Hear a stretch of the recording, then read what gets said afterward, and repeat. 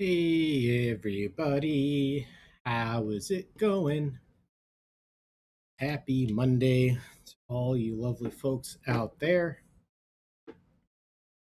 Uh, my name is Daniel, and I share my work daily here on Twitch, and the broadcasts are posted to YouTube afterwards, sharing my creative process. Um, Recently, we've been working with the Xcode beta. Beta 3 came out recently, and these will be live in usually September, or as Apple says, the fall. So we're getting a head start on looking at what's coming up that's new. The beta seems really nice to work with so far. There's some nice new features. You can see the this little thing up here lets you see block of code you're in right now, which is, I think, really neat. What else? Yes, so what we've been doing to test this idea out is a little bit of a timer app that we've had some ideas for,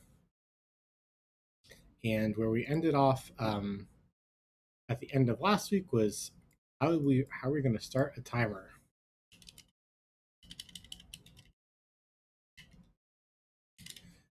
We were saving timers in the database. We set up some fake timers we could use.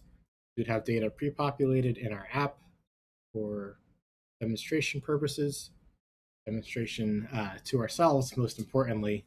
Um, we have not yet worked on creating a new timer. Just right now, some presets.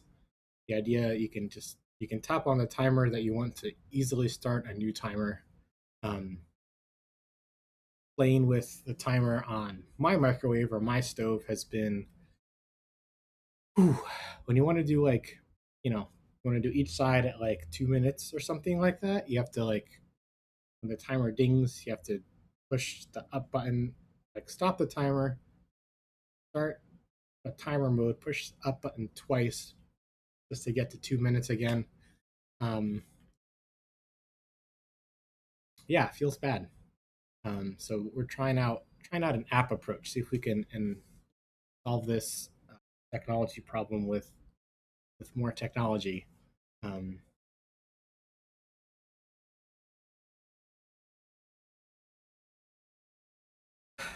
so currently, our database model is a bunch of what's it called timers, and then we're going to store a timer run as a kind of a backlog for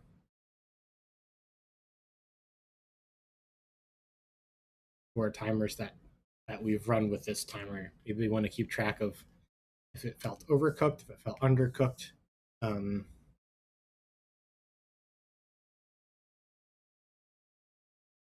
Maybe other notes we want to make on it too. There's a lot we could do with that.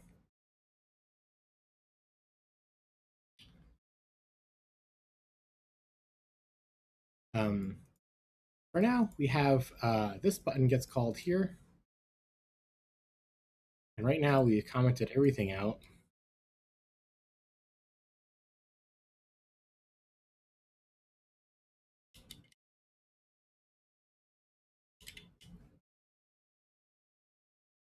So this start method creates a new run. Oh, I guess we need to guard let here. Don't do anything if this fails because we haven't loaded anything from the database yet.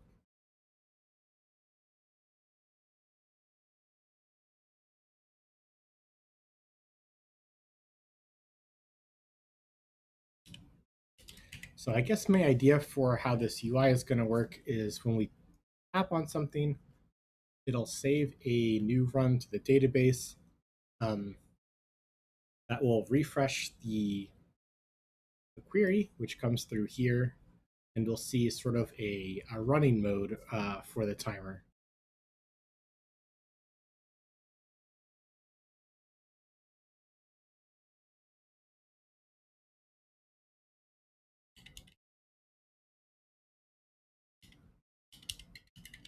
So maybe we'll show something different if we have an active run.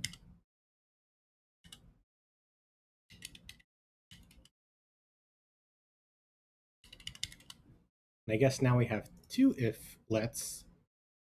So maybe we want to, do something about that, but not right now.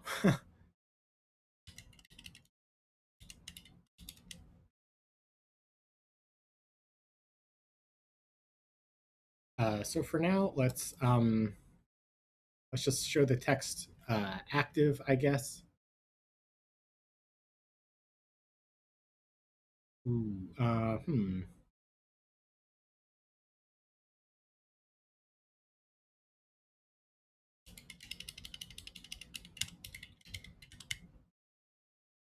think I want this surrounded rectangle business again.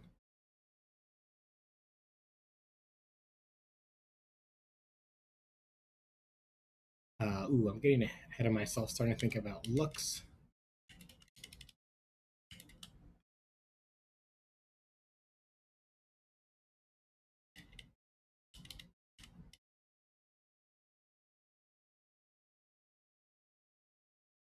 Let's see.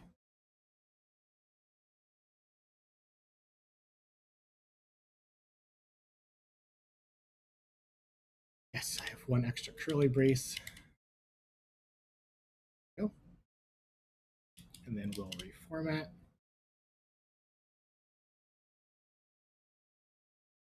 Okay, let's see what this looks like. Oh, they're all active? That can't be right.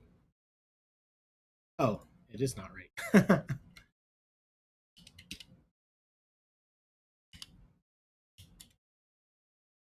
I wanted to check if there's an active run on this thing. Okay, so there's not. So we tap on one. We don't see this quote unquote active run here.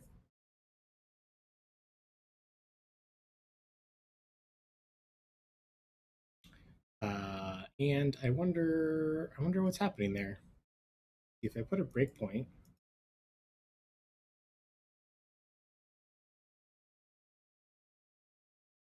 not really. Let's check the query.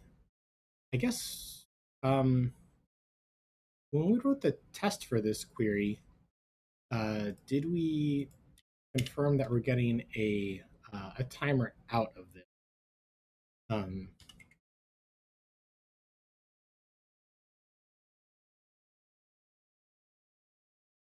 we did, right?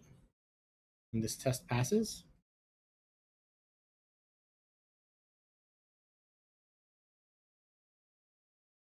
Test failed. Oh, it's not working. Okay.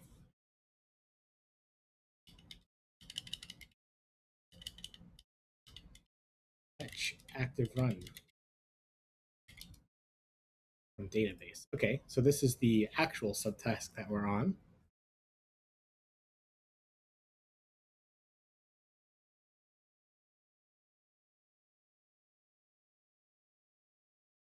Okay, so what is wrong with our query?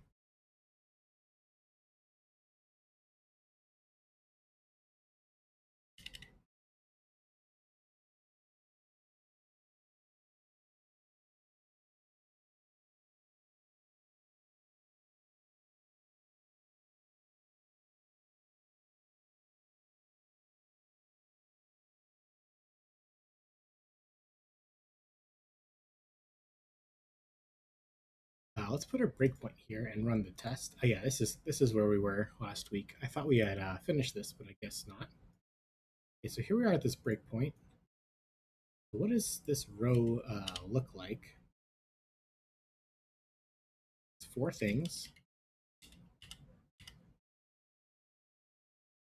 Oh, and did we correctly in our fixtures, did we correctly set up add the timers runs to the fixture? Let's take a look.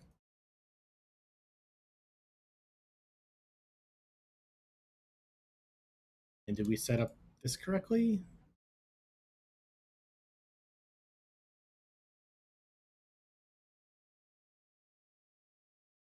Okay, that looks right. Um,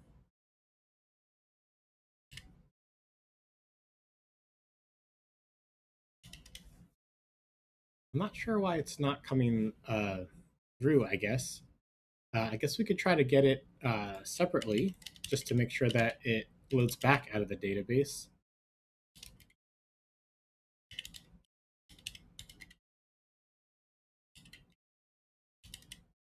We're kind of just testing that we set up the fixture correctly.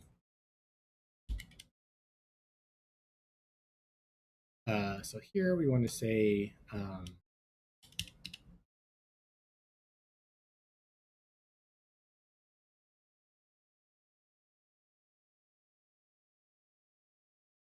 see run dot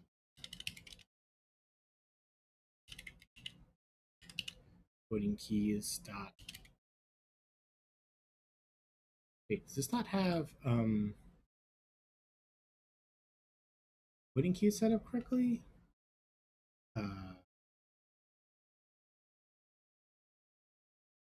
Looks right.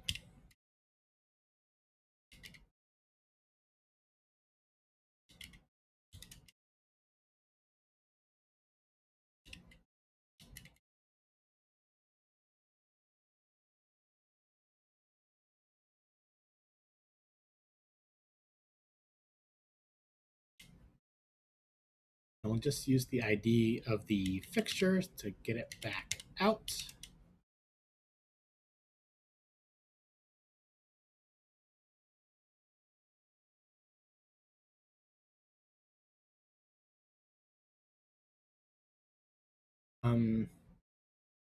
It is a column expression.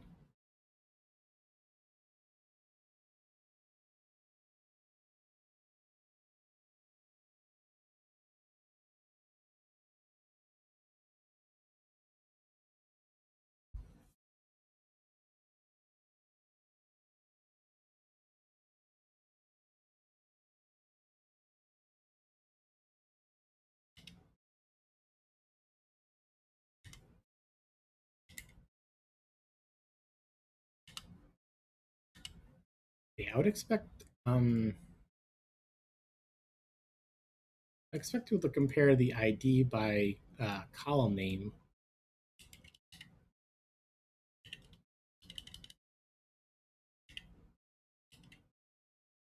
I've done this many times before. I'm guessing doing something just a little off. And now I'll build. Nope. Let's import grdb.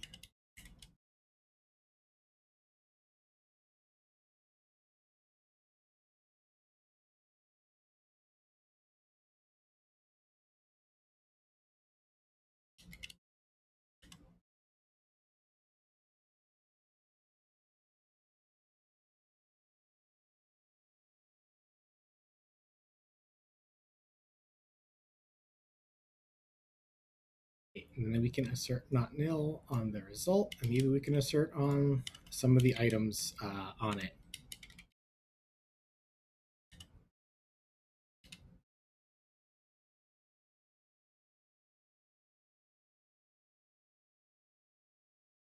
I'm kind of surprised we need to wrap this in the word column, because these should be column expressions already.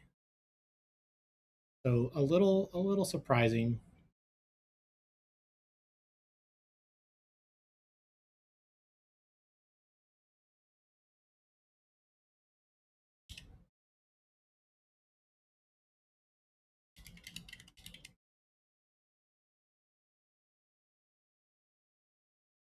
And let's just do a assert for each of the items on here.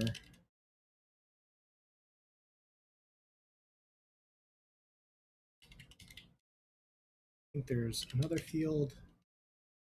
Yes, the start.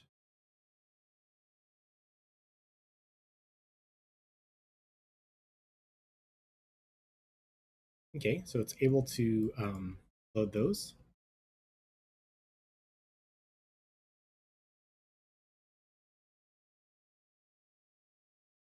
Yeah, see here we don't need to wrap it in a column.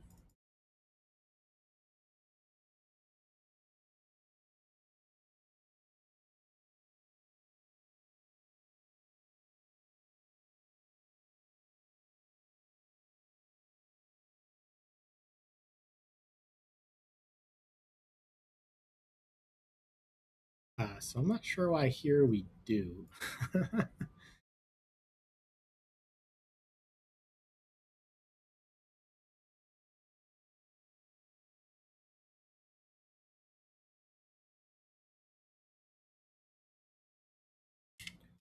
The UUID. Yeah, I don't see the difference here. Encoding key.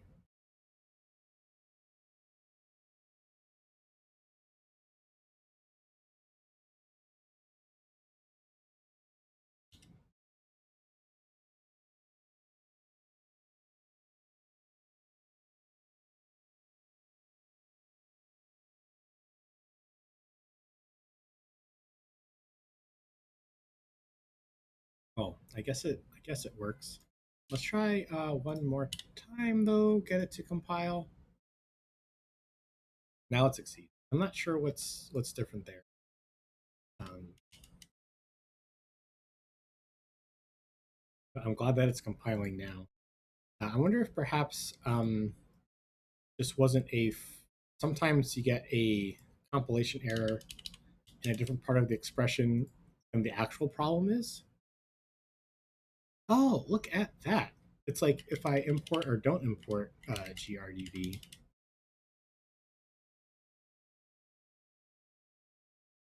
That's fascinating. I guess the conversion, even though we're not specifying any names or any tokens that are in grdb, somehow the right filter only comes through when importing it directly. Um,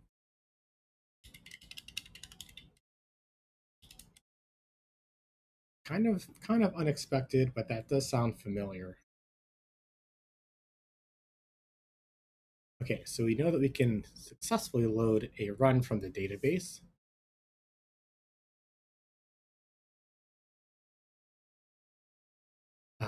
So let's come back to the query that we're actually working on. The active run is nil.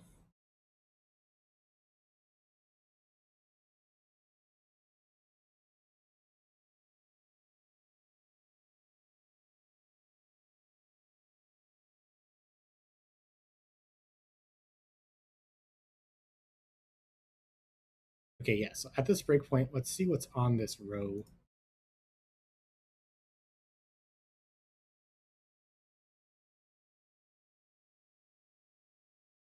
There's only 4 things on the row. I see the count right here. This is not looking good.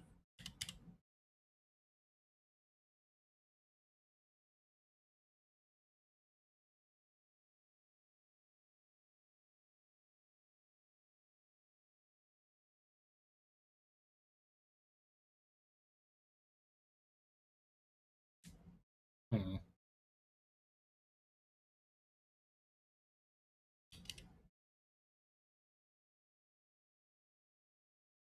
We change that back to just 1. Uh, through, and then let's activate the breakpoint again.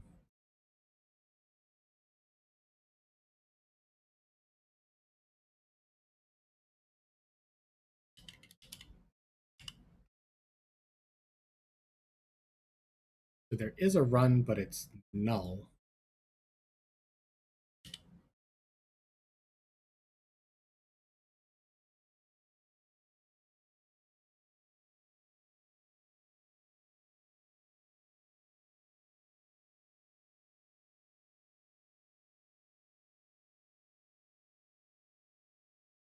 Is it null?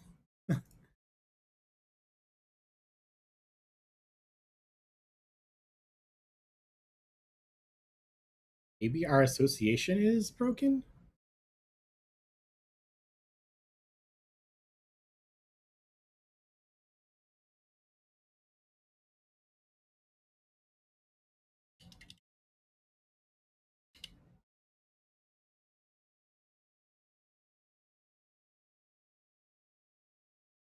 Let's see, two destination columns.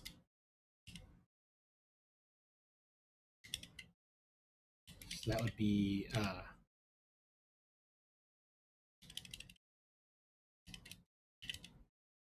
timer.codingkeys.id. I didn't think I needed to specify this directly, but let's see. Label 2, sure. I guess if this doesn't work this time, we'll kind of write a test to make sure we understand the association. Oh, timer record.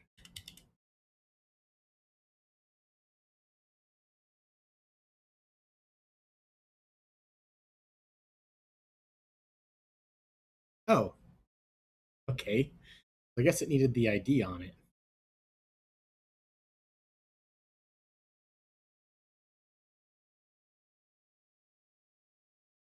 Change was our foreign key, which is a GRDB construct, needed a 2 with the exact column name. It wasn't inferred. I thought it would default to what the ID was from identifiable, or perhaps it was using a different default as the ID.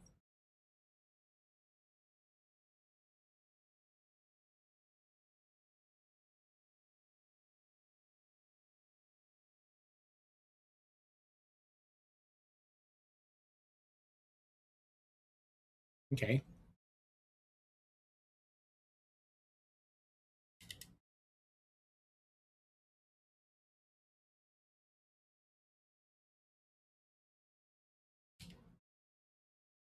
If we come back to running the app, oh, we have an active one, which is true because this is looking at the fixtures, and then in the fixtures, I make one that's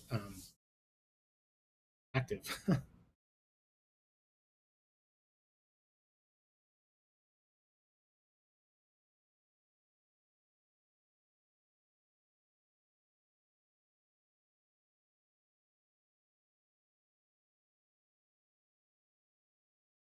Okay, so we're fetching an active one. Fetch.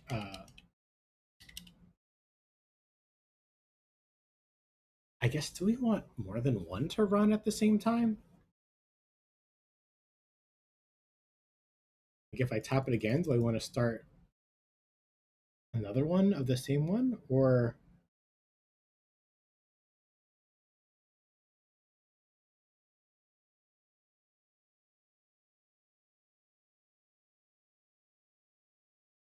I mean, it's going to be easy to like hit it by mistake. So I think we limit it to one active per timer for now and see how that goes.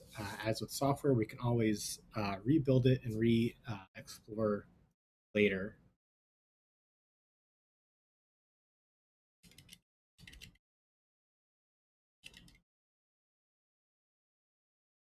So if we had, we ran this timer yesterday, we want to make sure we're only showing ones that are truly active. Um, Before we get to that, let's put in a commit here.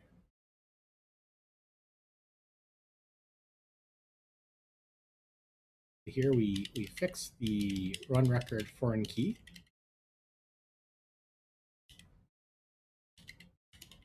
And successfully loading an associated active run.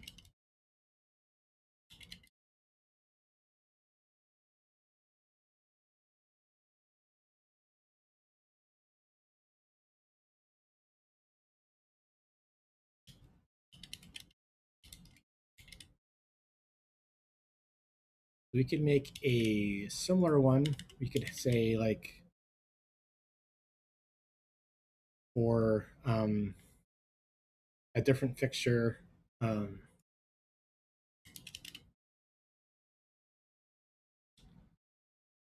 don't know, maybe the chicken one. We can say this one will be null.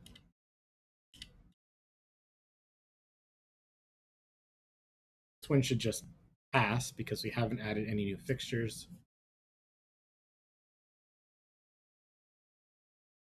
Oh, I'm doing the wrong compare.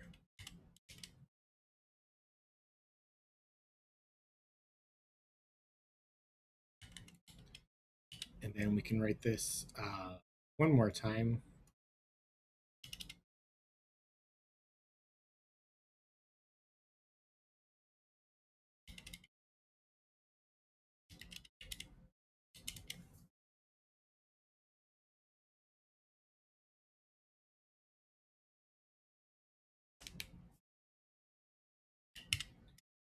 We can say, we can go to our fixtures and make an expired timer.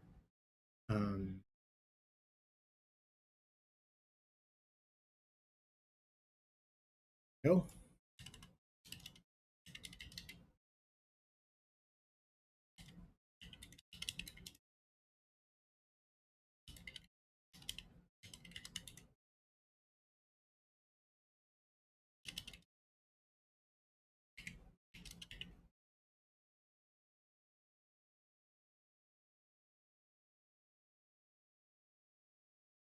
And how long is this dumplings timer? 10 minutes.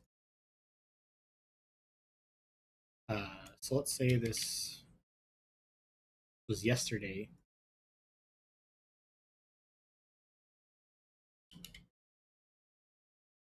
So I don't think we've defined this days, but we have defined minutes. So let's put it near there.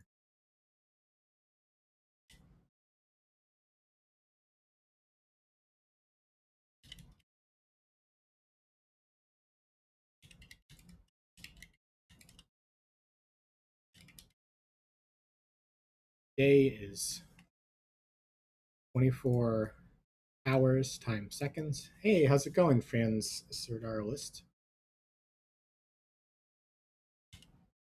Welcome to the stream.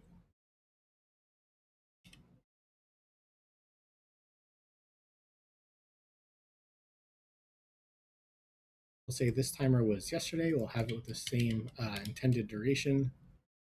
And let's make another fixture for the past. Maybe on pizza, I guess.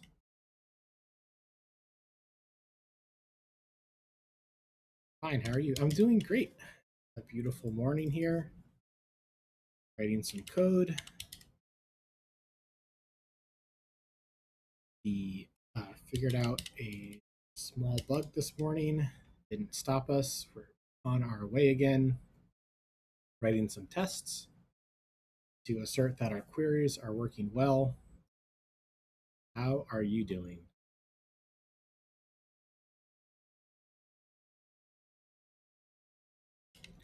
I am making a game and I was issue about saving, think, and I fixed this after a lot of errors. I am happy. Yes! Yes. That's the funny thing about programming. It's so frustrating, but when you get it, like, it's just so peaceful. It feels so good.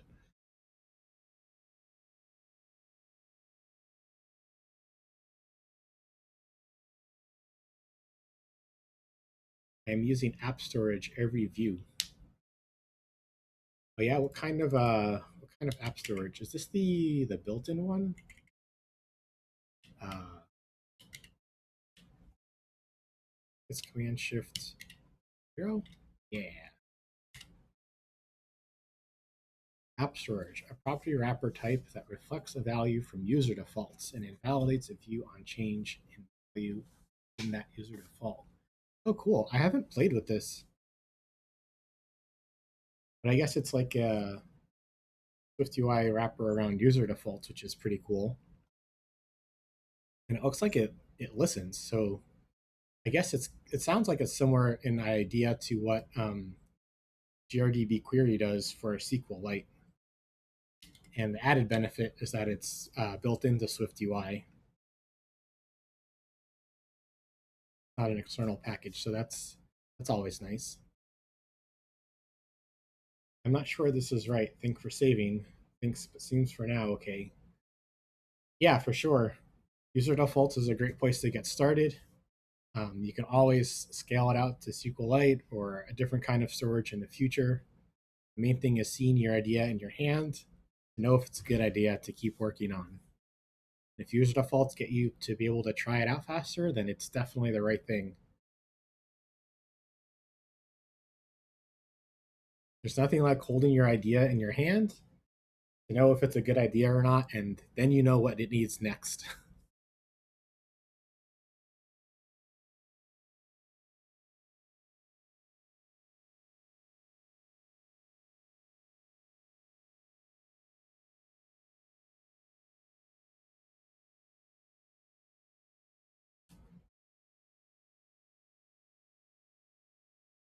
Okay, they all passed. So I created fixtures, but I don't think I inserted them into the fixtures database here. So I would like to do that real quick.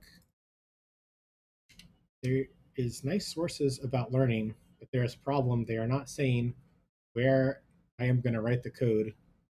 Like is in previous struct part or some few part or another place. Yeah, yeah. I've seen the WWDC videos have a similar problem. They don't say if it's in a function or in a view body or where. There's just here's some code. Like I just want a full example.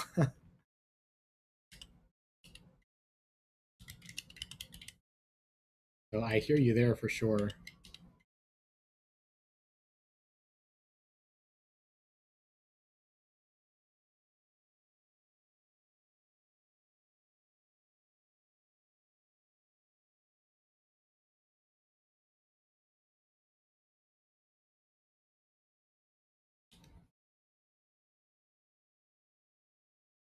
Okay, I think that's everything. Let's run this test again. And I think that's what you're talking about is one of the motivations for me streaming my work. I really want to show full projects from start to finish with all the difficult parts in between, the joys, the sorrows, the frustrating parts, um, the curiosity, the exploration.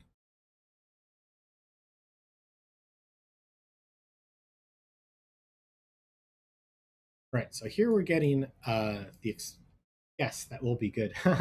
Thank you.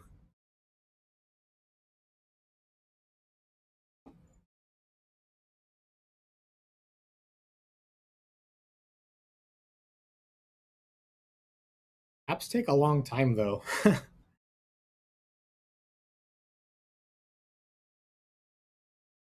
So here we are getting the uh, the expired timer for pizza. So this is correctly failing. So let's see if we can fix this query. We want to exclude timers that are not active anymore.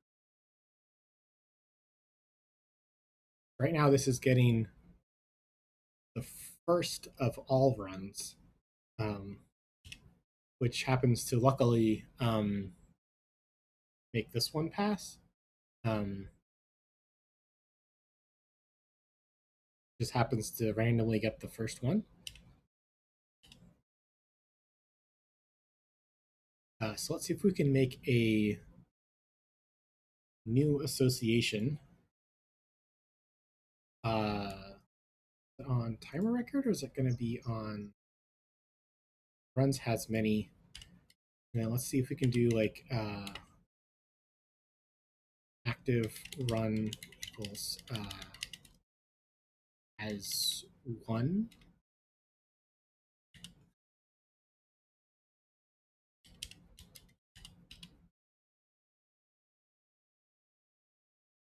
Through an association. Oh, I guess it's not through. It's just kind of direct. Um,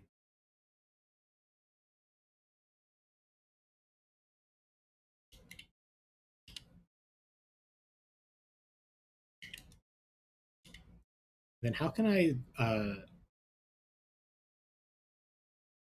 do a max. Maybe it's maybe it has many and we limit it to one. Yeah, so we can do max. Uh,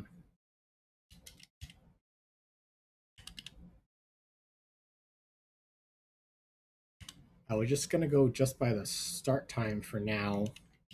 Um, and then later we'll make sure it's actually active. Uh, limit 1.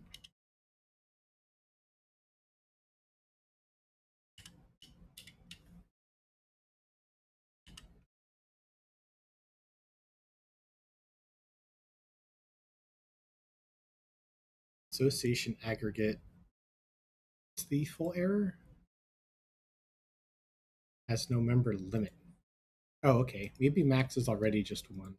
Let's try compiling again. Build succeeded.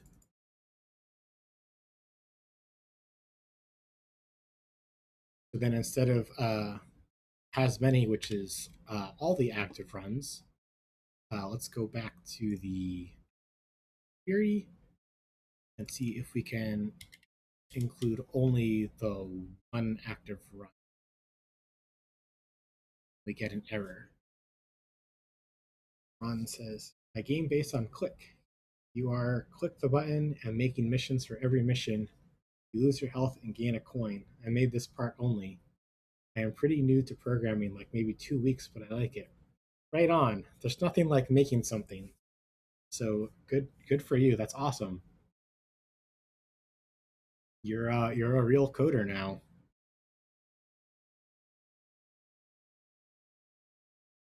And the best part is that you like it.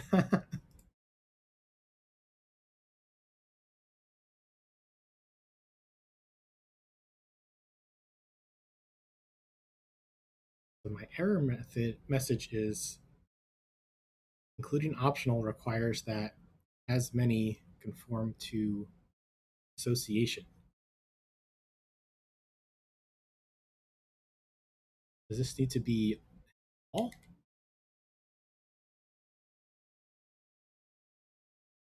No, it's the same exact error.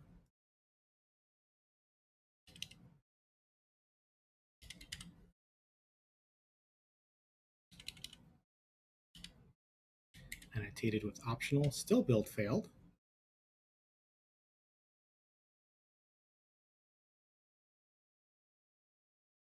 Hmm. Yes, tomorrow I will make items. Oh, cool. For better items, you will gain more health after. I am not sure how I'm going to do. Oh, that's awesome. I'm so excited for you.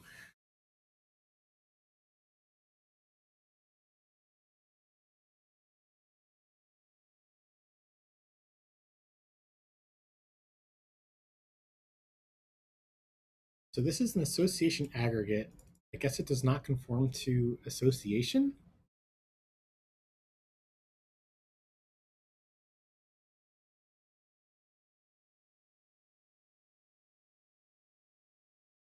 I'm a little confused by that.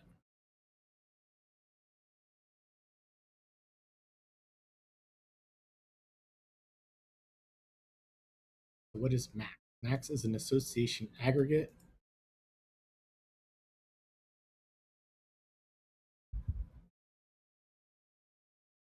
Which is a struct. And what does this conform to? Definable.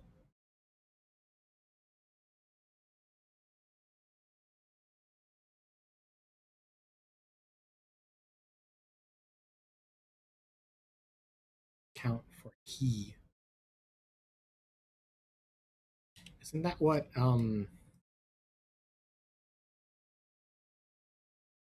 make aggregate max expression SQLite expression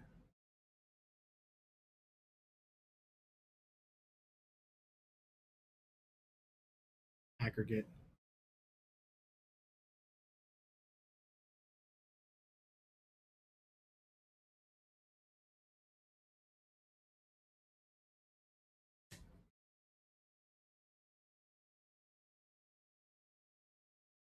Oh, maybe I want to order by.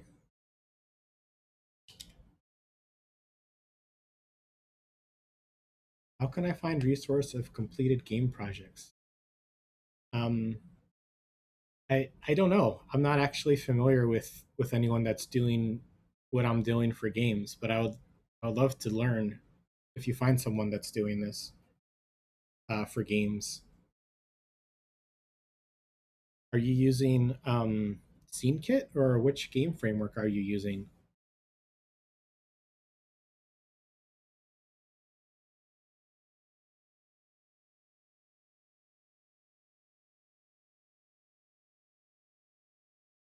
No framework. Not even like SceneKit or just pure code?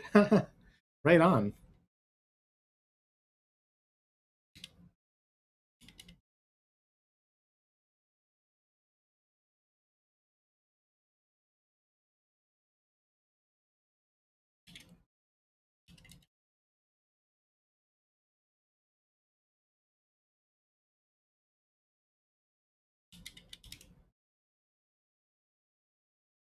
Let's see if this works. Let's try to build. Needed. Let's test.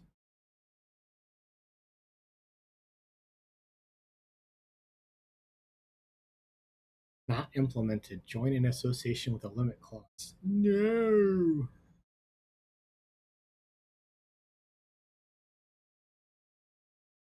There's not going to be fancy animations. Just strategy in progress. Oh, cool. Definitely a great place to get started.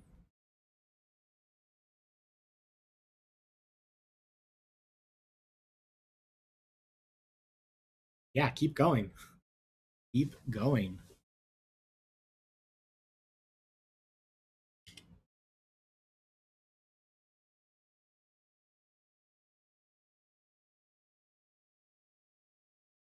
Let's see.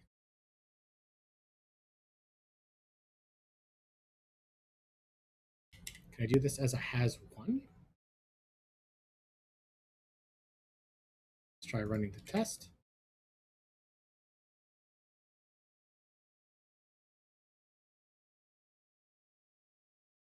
Oh man, we got the error again. Let's try removing the limit. Since has one should enforce a limit and rerun.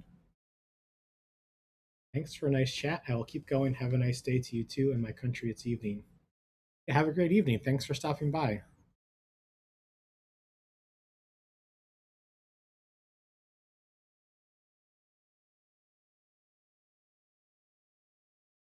Oof. So we got nil here. Um, Unfortunately, which is a little surprising.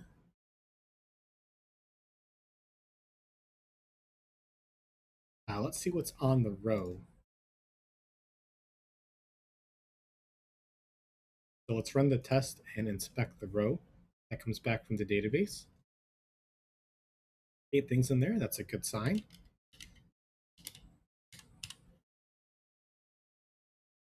Oh, but there's just a bunch of nil stuff on. Hmm.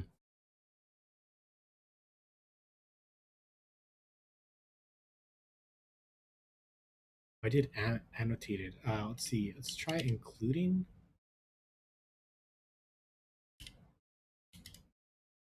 Might look a little different. Let's rerun the test. Ooh, that was all of them. I didn't mean to do all of them.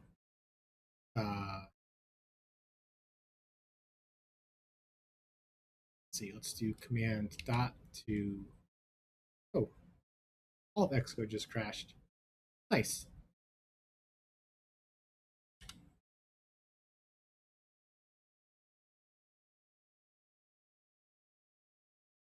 Okay. uh, so, uh, breakpoint's still there. Xcode just crashed, but we're back.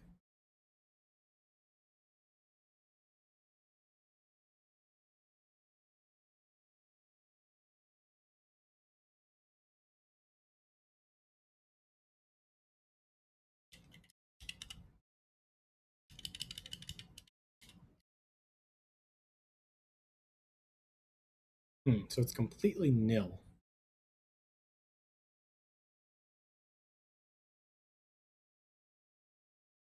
I don't like that.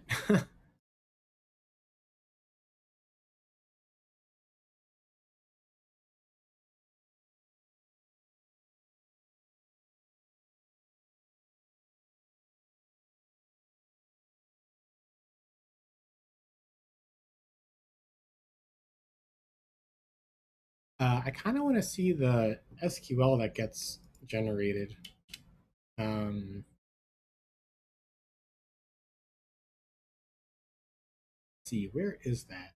That is probably in our database setup.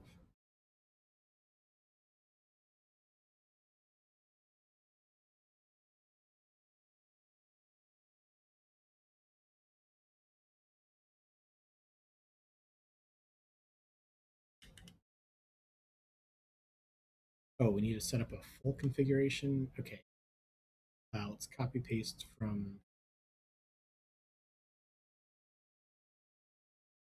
Let's see. This should rename to.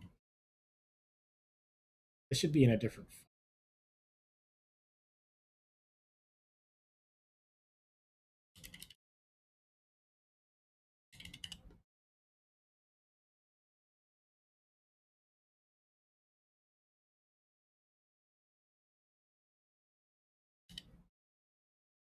So I guess there'll be nothing on in this file for now.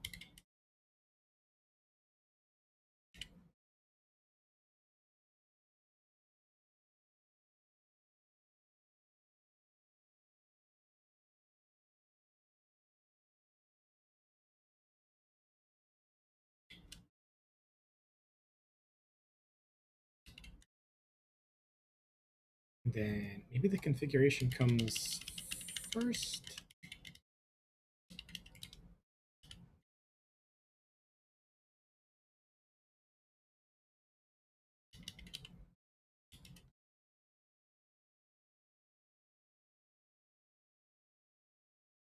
Okay, so let's stop that with command dot. Oh, Xcode didn't crash this time. That's great. And then where did our test go?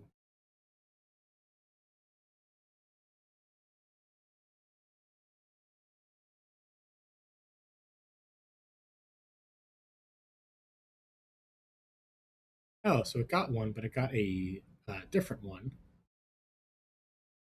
Um,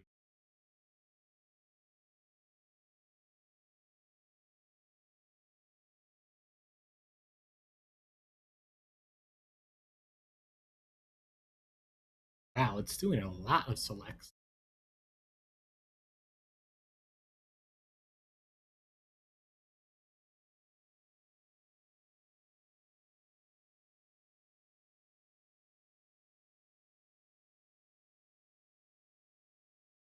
Oh, because I guess for tests, no, but I'm not. I'm only running run test, right? Let's see, command dot clear.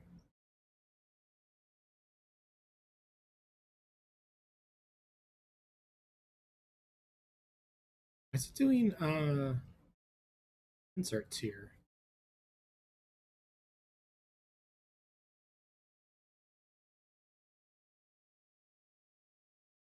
Should be no inserts after it gets set up.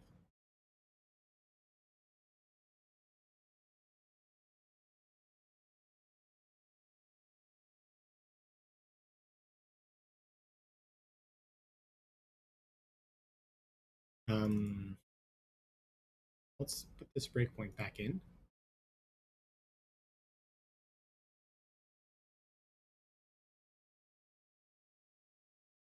It's doing a left join. It's putting in the limit one for me as expected.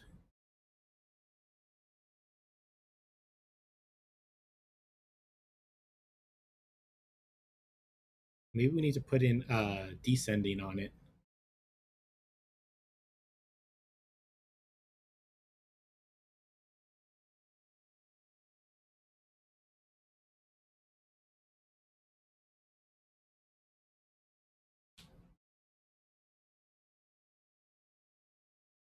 There we go. It got the correct one.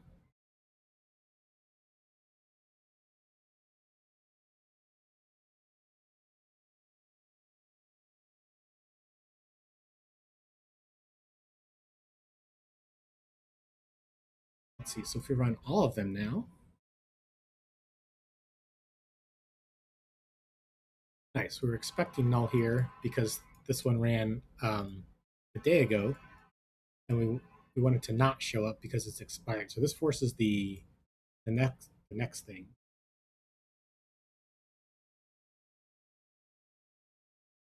Which is going to be another tweak on this. We want to Future Stormer 997 says hello. How's it going?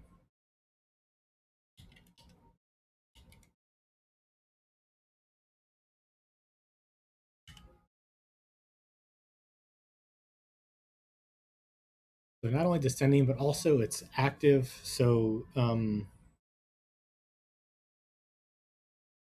it's going to filter some of the stuff on it by itself. Like, so we need to know like the current timestamp.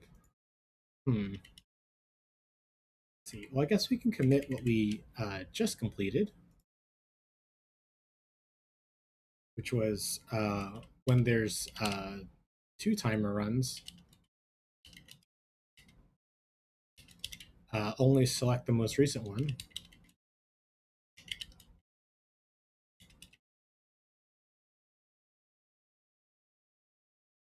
And the I guess that would be a good thing to check off here.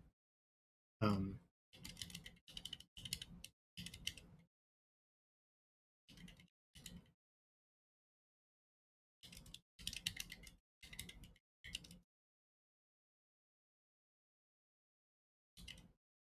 Part of fetching only the currently active. So we just completed that, and I guess this is still open because the next part is when timer has completely expired, it shouldn't return in the active query.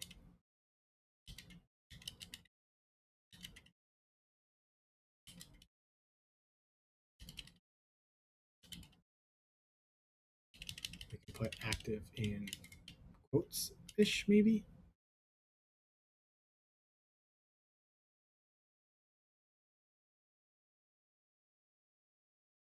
So I guess it's active if the start plus the duration is bigger than current date.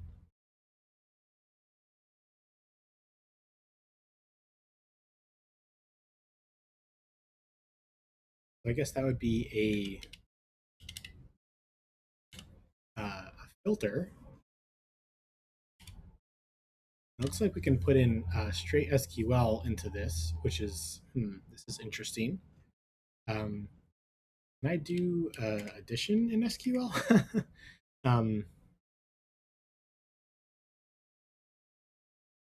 See, I remember we were testing this out on Friday. Let's see. Let's Google for SQL and addition. SQL add to columns.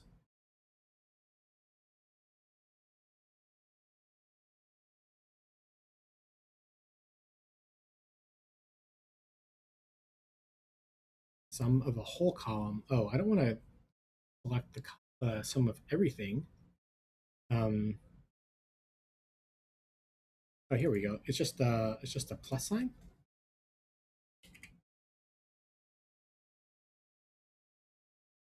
So let's try this. So this is going to be.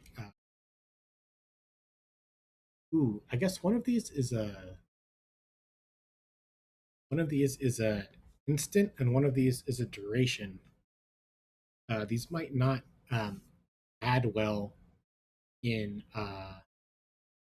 SQLite. We might have to do this. Might have to do this in App Logic. Yeah.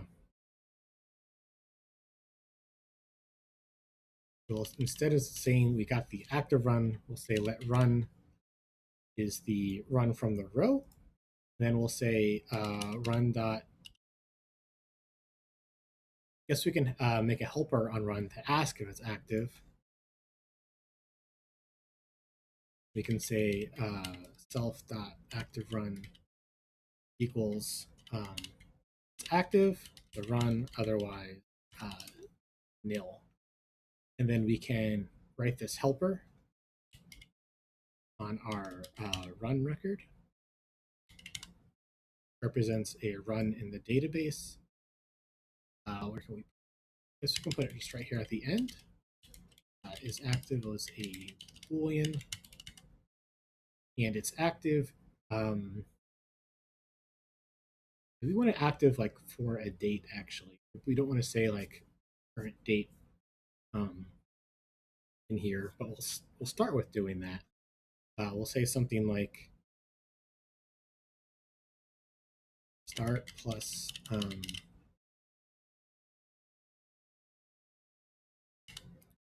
ended duration. If that is bigger than now, then it's active.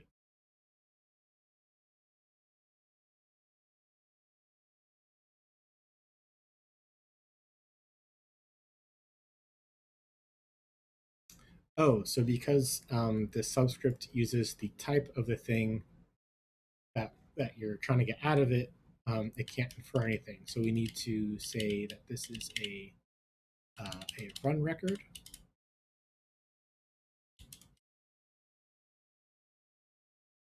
Let's try compiling again. Okay, there we go. So now let's run our test.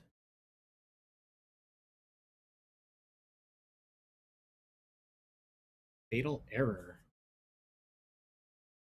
Expectedly only contains null values. Oh, it needs to be optional. Yeah, it might not be there.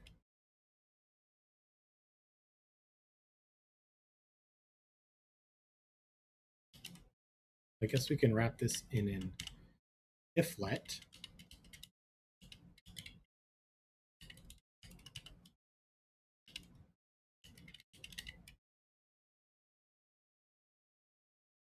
But we can actually collapse this a little bit more.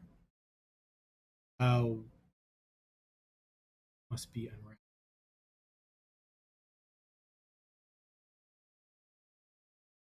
If I do this, will it compile? Okay, build succeeded. So then I think I think this is how I want to make it look. If let the run is there and it's active, active run is run, otherwise nil. So let's run the test.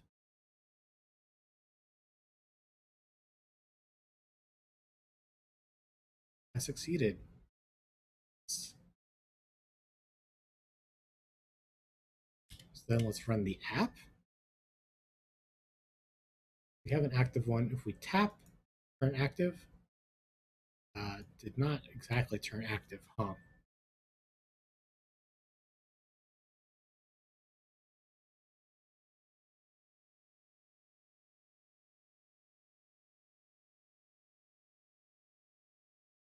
Maybe it didn't trigger a launch from the database or something. I mean, the refresh.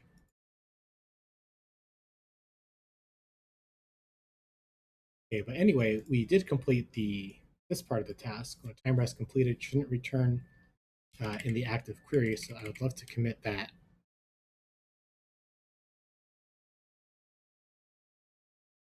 We ended up writing it in code instead of in SQL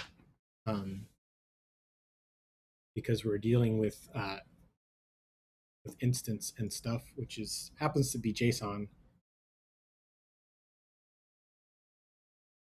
So I don't think SQL can do proper integer arithmetic on that.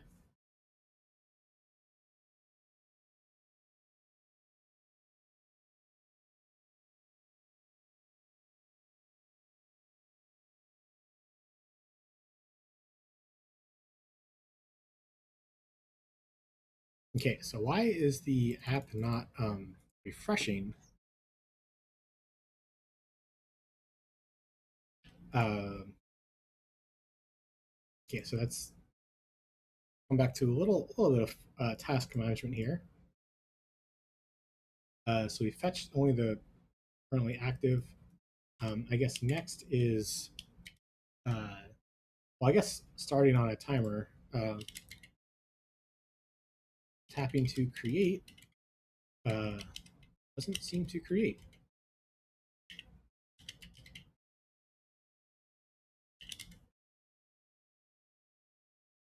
And by starting, we mean creating a new run for this timer.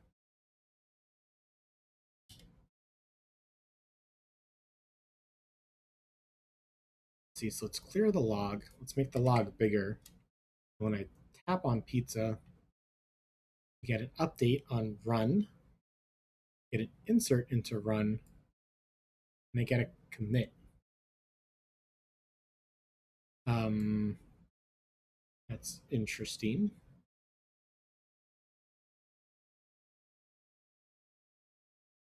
Oh, I think it's because I'm doing a save, right? So it doesn't update and then insert. So it's not that surprising. What is surprising is that we don't see this turn into an active state. We haven't done the UI for active yet. That's okay. We are a little bit in the database weeds here.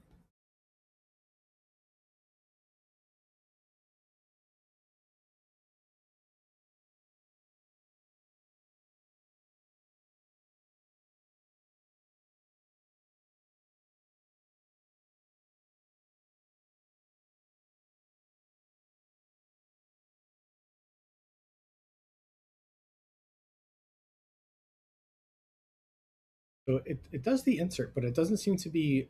There's no follow up select. Is what I kind of would have expected to happen. Um, see, where's our screen? Here's our screen, and it's getting. Oh, it's just getting all the timer records. So this doesn't change, right? And then it shows the grid,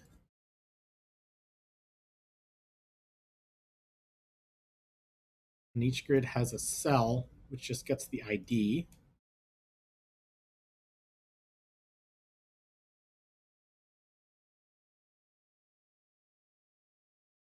But this query is not re-triggering.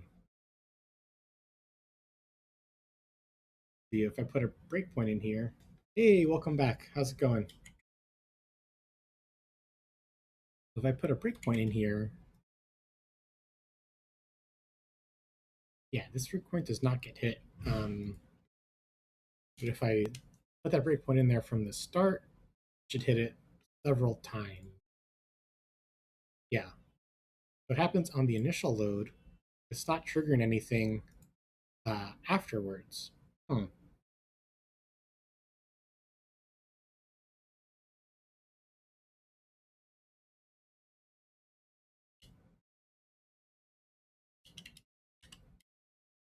So as you know from last time we spoke, excuse me, I've been learning Python.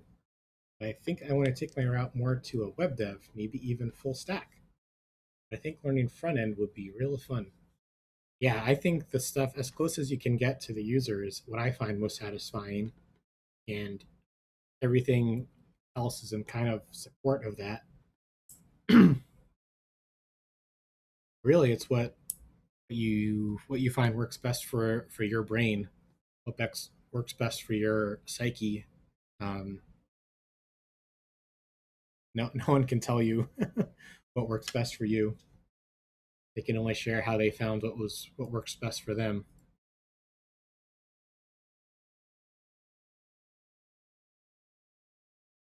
What language would you recommend learning for front end? JavaScript? Yeah, for the web, yeah, JavaScript 100%. For Android, I would recommend Kotlin. For iOS, I would recommend Swift. Um, or for Mac, I'll recommend Swift. I'm not sure what I'd recommend for Windows front end, but yeah, you can do quite a bit with JavaScript.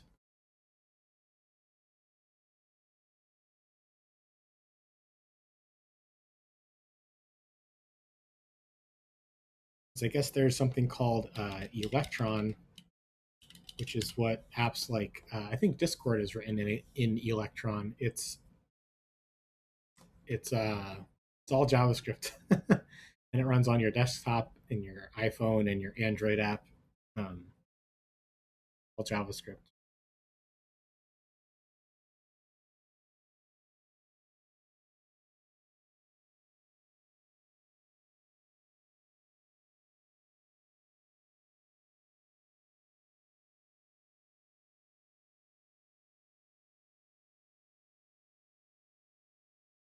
See, so this value observation doesn't seem to be observing all the tables I'm passing into it. So maybe there's something I need to learn about value observation here. I think it would be really cool to create websites. Oh, absolutely.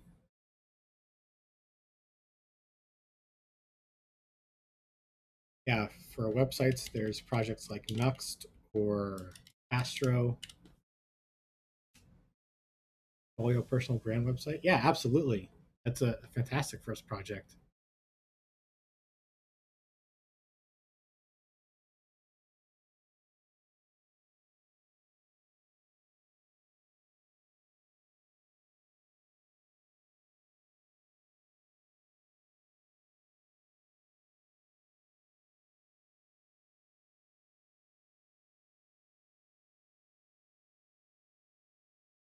Select region is always the full player table.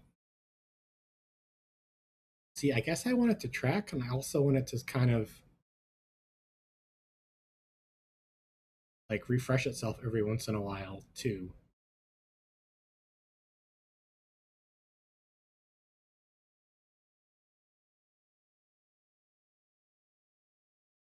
There's a way to specify the tracked region.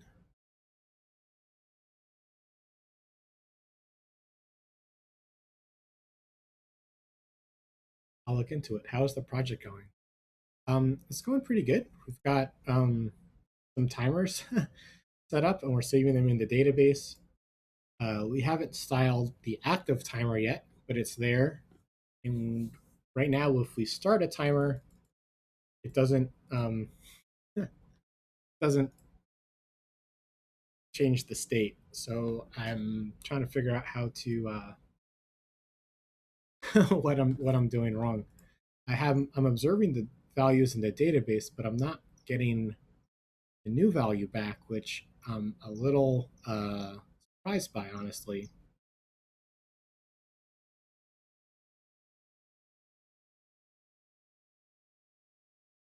I'm looking into the source code for value observation to see what I can do differently. Is this sort of going to be for the oven thing we talked about? Yep. Yeah, I was cooking just yesterday too, and it said like heat the thing 2 minutes on each side. I heated it for 2 minutes, and then I flipped it over, and I have to like go to the timer on the stove. So I have to stop the timer, say I want to start a new timer, hit up twice, and then start the timer again. The question is, did you research if this project has been done before? If not, then how did you even get started? Oh, I'm sure there's been thousands of timer apps out there, just like there's thousands of love songs out there, but that doesn't stop anyone from writing a new love song. Um, I have even written timer apps before. Uh, Way back in Objective C, I wrote a timer app. So I am pulling on a little bit of that experience here. Um, Basically, starting with a timer run versus a timer to begin with. Uh, how did you even get started? Start by going to new project, and you just start typing and thinking, and next thing you know, You've got a lot of bugs to debug. You have happiness in your hand, and plenty of overcooked food still. Also, for my software development degree, I have to choose a path, either C Sharp or Java. I'm really stuck on which path to choose. Sounds like you're asking for advice, and I don't think either of those languages are relevant at the moment. Or they could have picked more relevant languages, I guess. They're not so outdated. Like, I'm sure you can still get jobs with either of those. Um, the main point though is learning about different ways of coding. Both of those are object oriented. I guess C Sharp is for Windows apps or Windows servers, and Java is for open source servers or for Android.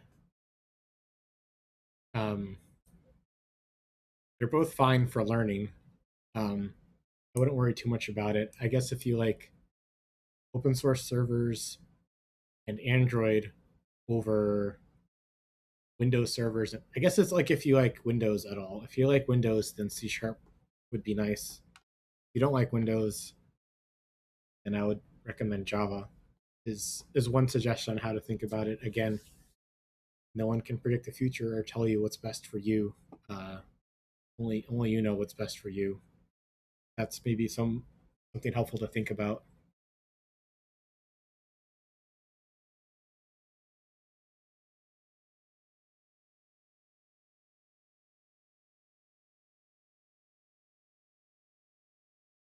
I'm an iPhone user, but I use all Windows stuff. Oh, then maybe C Sharp's.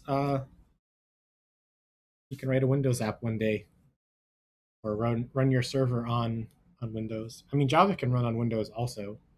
Java servers.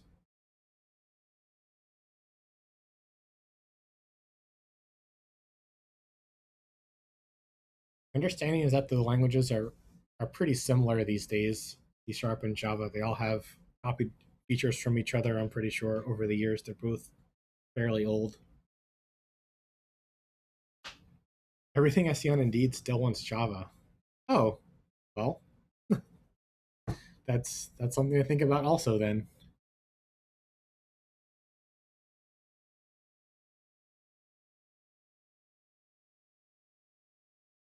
Which country are those Indeed posts? If you don't mind sharing,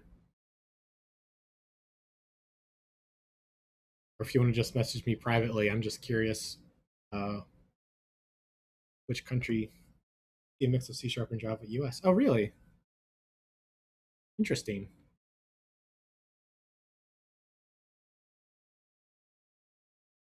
I mean, my first programming jobs were Java. I'm from CST as well.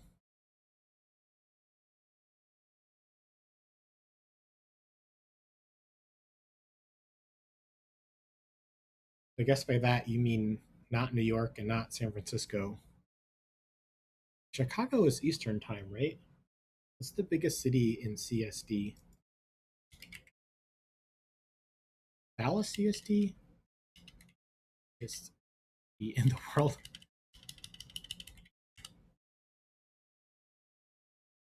New Mexico. I mean, not New Mexico. Mexico City.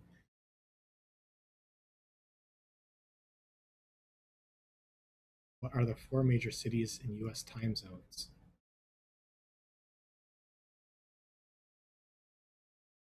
Chicago is CST? Okay.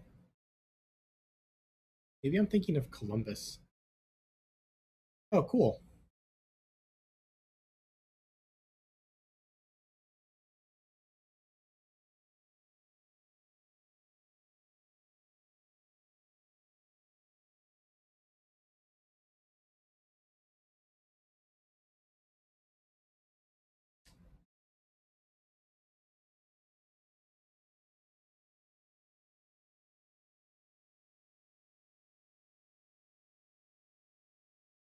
Let's see. So, can't access a tracking mode directly. It's a sort of an internal thing. I'm kind of curious what are the other options on. Oh, I can pass in a region, constant region, varying region, regions, database region convertible. Okay.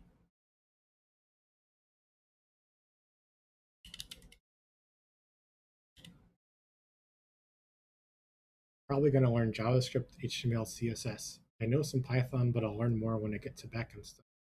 Cool, right on.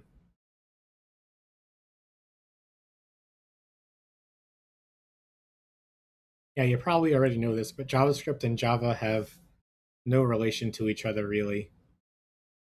JavaScript was going to be called LiveScript, I believe.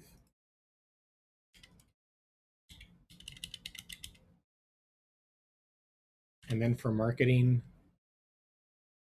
oh, what script?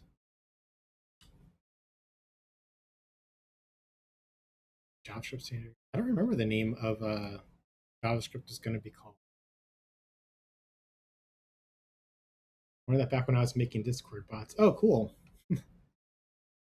Yeah, first one is LiveScript. That skip changed its name to JavaScript because of the excitement generated by Java. And now LiveScript means something else. A language which compiles to JavaScript. That's funny. What goes around comes around, or something like that.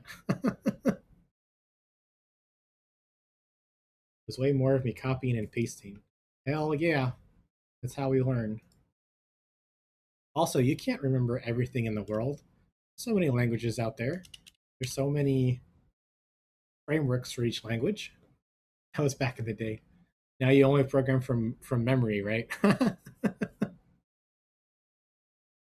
Back in the day, as in 8 months ago. Hey, we grow fast. We learn and we grow.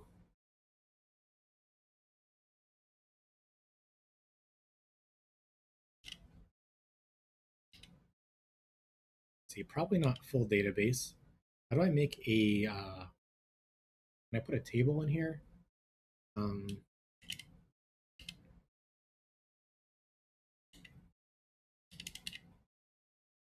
does this compile? Well, I was just fully committed here recently to actually taking programming seriously. Oh, cool. Welcome to the club. Do you have a programming job? Currently, this is my main focus: is streaming my creative process and my apps. I've had many jobs. I need to redo my resume. Um, no, I don't currently have a job. This is my full focus right now. Uh, yeah, so the subscribers and all the support has been so meaningful to me. As it's I guess what's the word called? Acknowledgement that this is the right path. Confirmation. That's the word.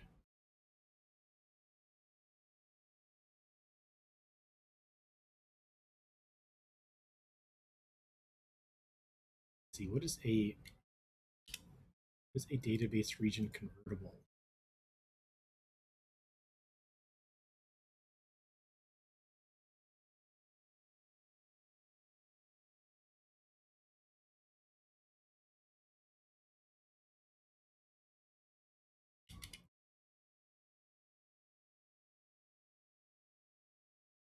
Is a table region a database region?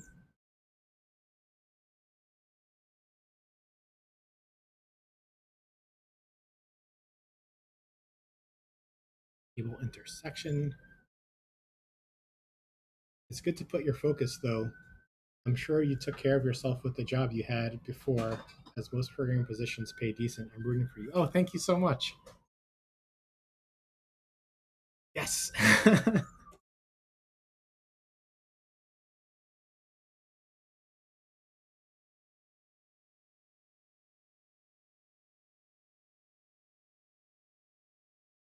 I can make a database region from a table. Database region defines a region in the database. The database region is dedicated to helping transaction observers recognize impactful database changes. Database region is the union of any number of table regions which can cover a full table with a combinations of columns and rows.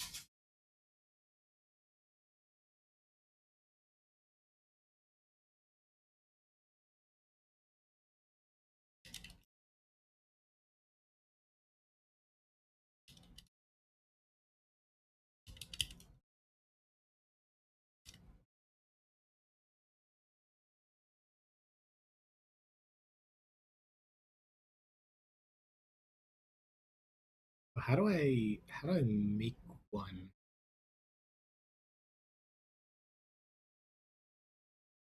Database table from a region?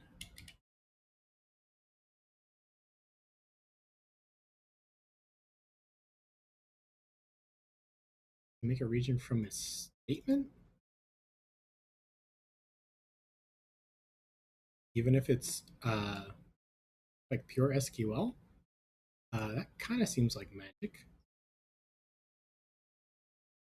How does he do that? Statement.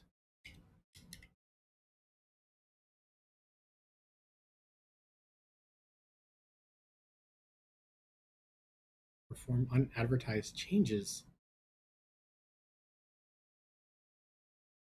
He doesn't talk about how he does that in this file.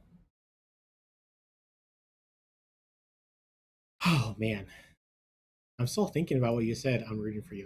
That feels good. That feels really good.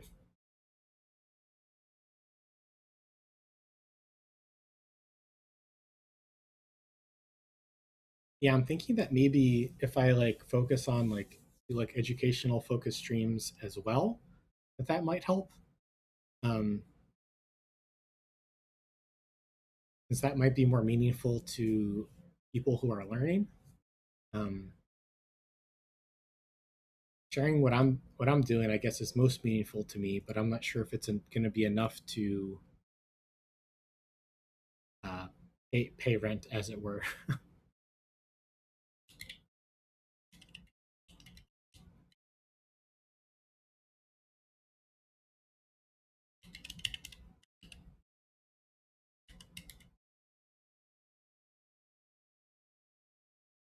String base table name. Let's set this to. Right now, we're going to just do very rough, just these two whole tables, and let's see if this changes anything. Init table is deprecated. In order to specify a table region, prefer table name.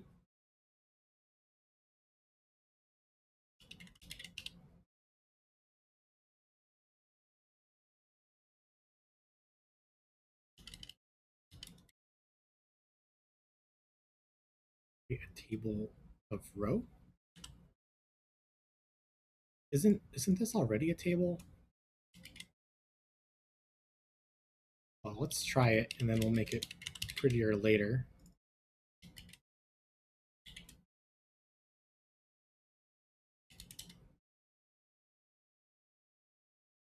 That succeeded. If we press,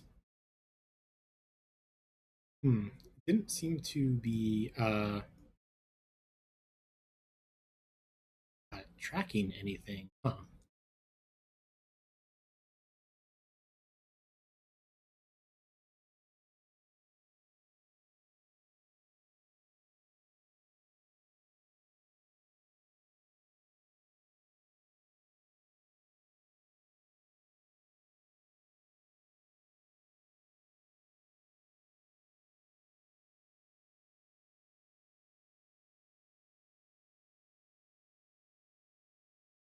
We inserted into run database table name, so it should have fired an observation. But I don't see that happening. I guess. What if we do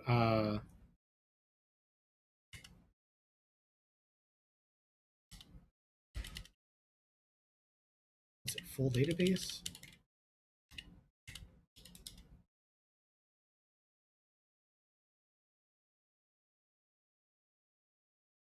Okay, so even if we do a full database, it's not hmm,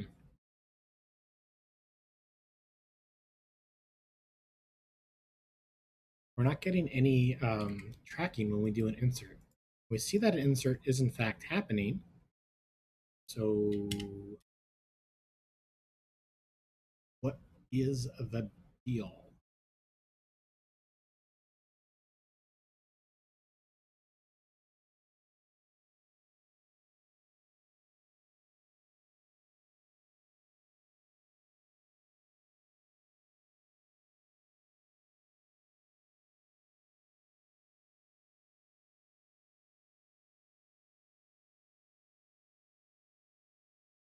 Okay, let's not call this, remove this helper method. Let's do it all direct.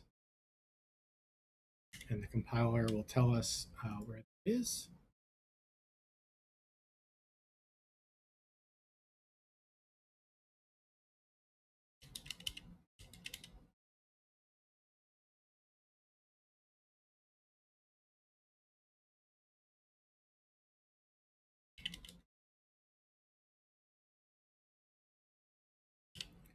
This is the timer. This is the run.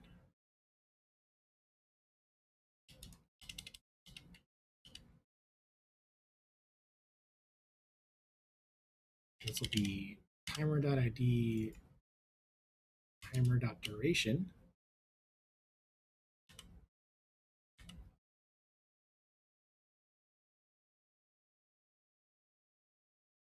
Then it's doing a save. Let's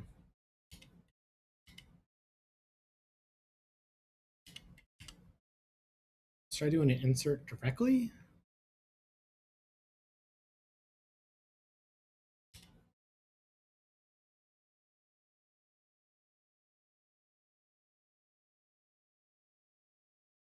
Yeah, so it doesn't insert, but we don't get any tracking.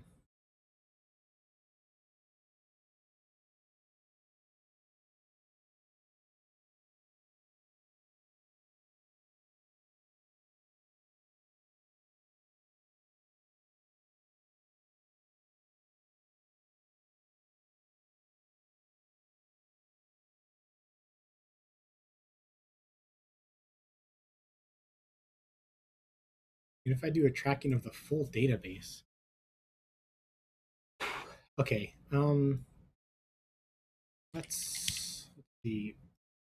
Let's implement queryable directly here.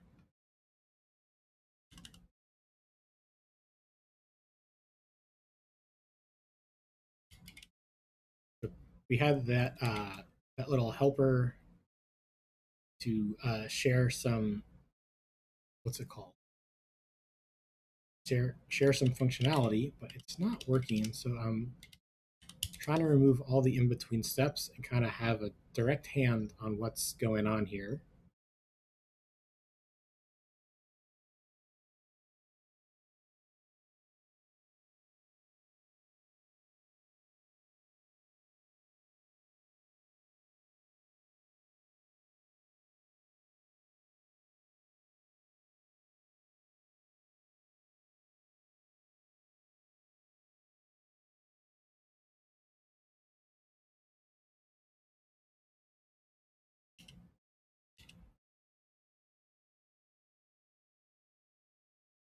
Let's see, what if we don't make this constant?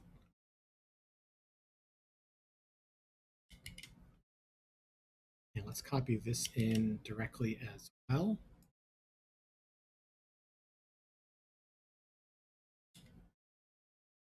I mean, that should be implied, but I guess I'm trying to, huh, that didn't do it.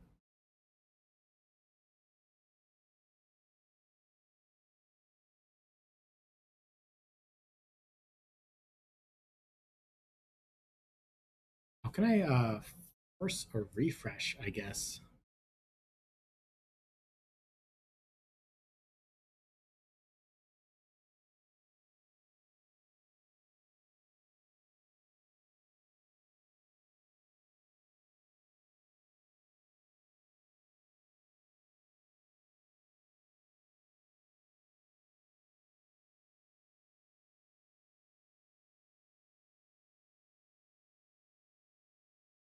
This query looks at that timer ID. It's tracking the entire database. It's not getting a callback. Um,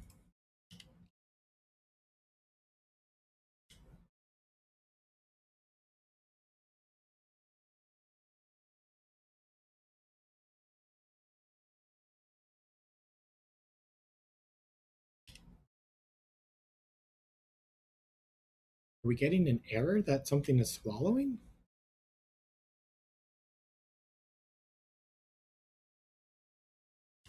Let's see, let's put a do catch around this. Print error. Let's put a breakpoint here. So I'm not sure. I don't think we're getting an error, but just in case, I want to catch it, I guess. Now there's no error happening. We would be hitting this breakpoint, but that's not the problem.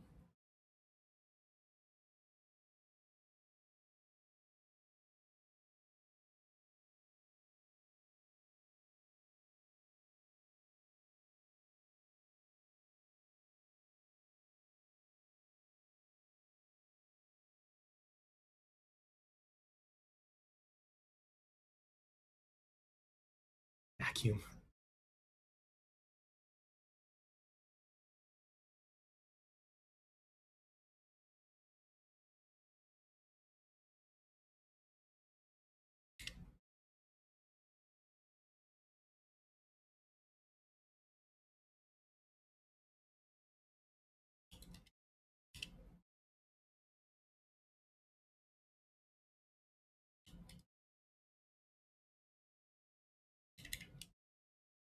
Hmm.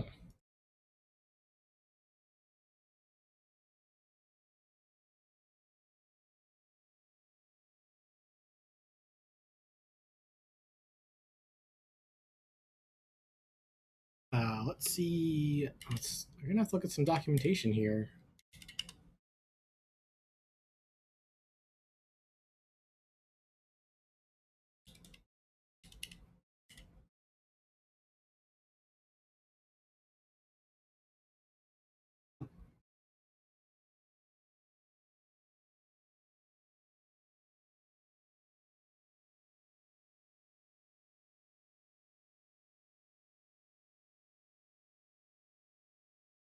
Oh, so there's this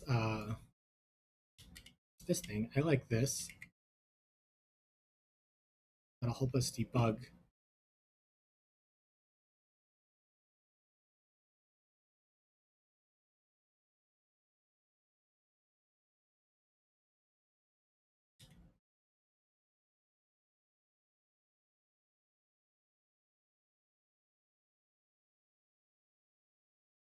But it's not firing. I mean, that's the problem. That's not firing.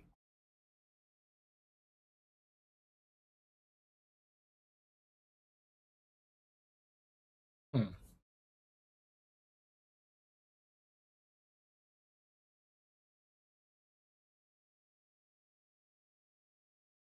What's the documentation on this say?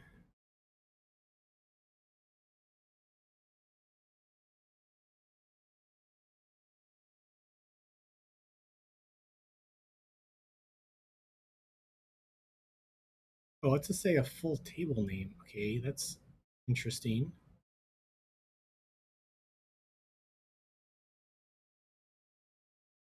Notifies the values returned by the fetch function whenever a database transaction has an impact on the given regions.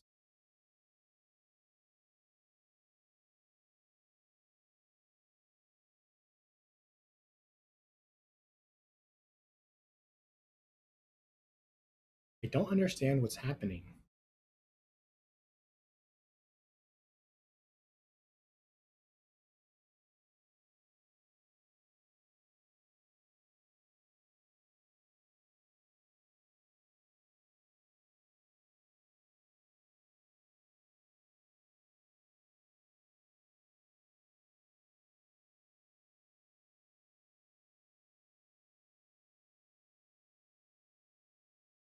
Let's see. Let's look at GRDB query documentation, perhaps.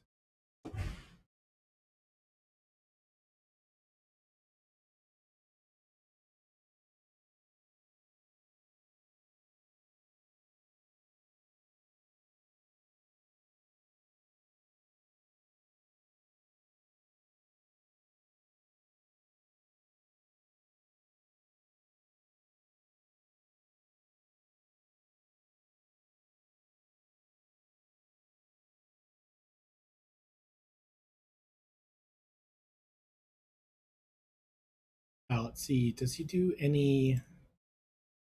Here's his requests.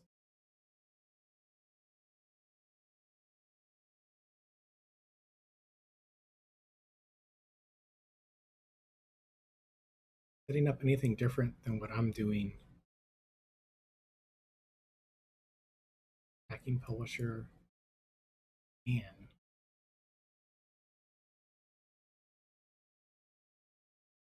what's this dot scan? This is something I'm not doing.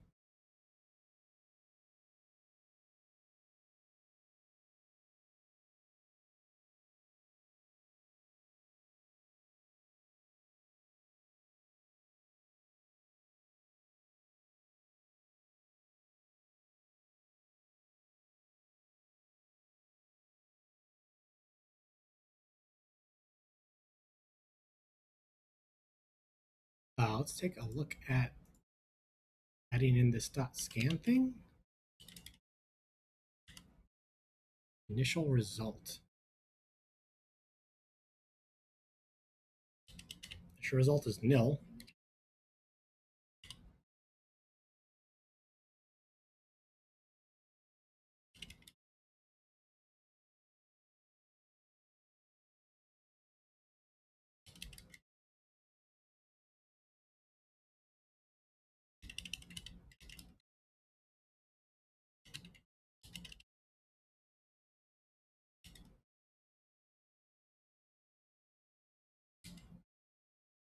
Yeah, I'm not really sure what the scan is doing. If I click into it, this is something inside of Combine. Okay. Returns elephants by applying a closure that receives its previous return value and the next element from the. Oh, interesting. Okay.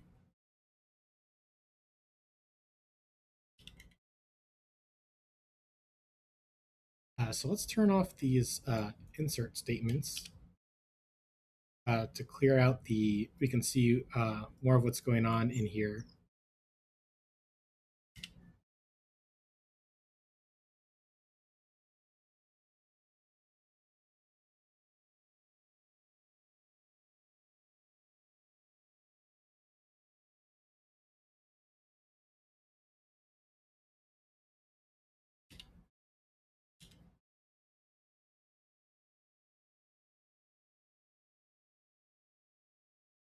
Okay, so we got one nil. It changed to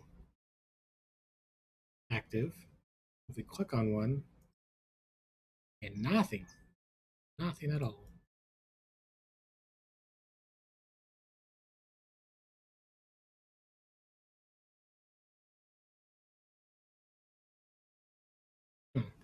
Was printing out the publishers.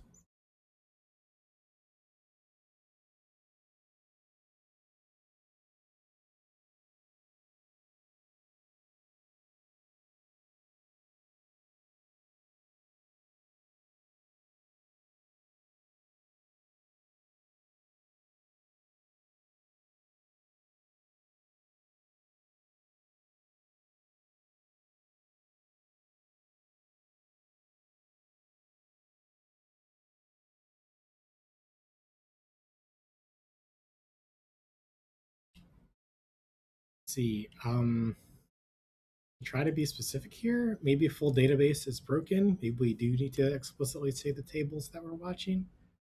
Um,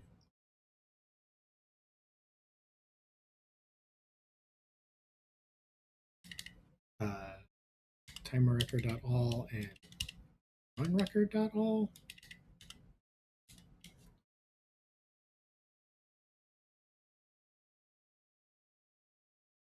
Getting anything, nothing at all.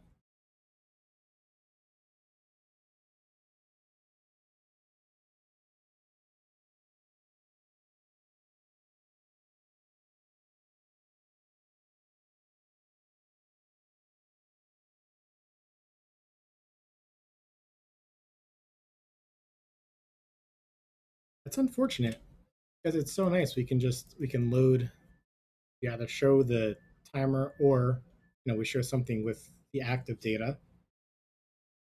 But adding something in doesn't seem to trigger it, no matter what I do with this tracking feature.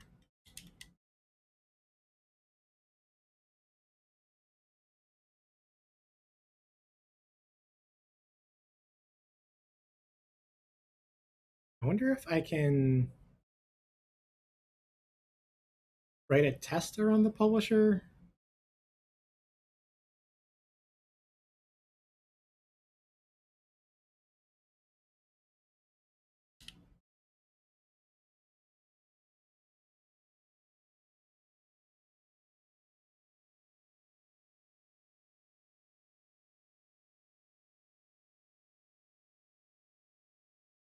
Come on, why can't you just work, man?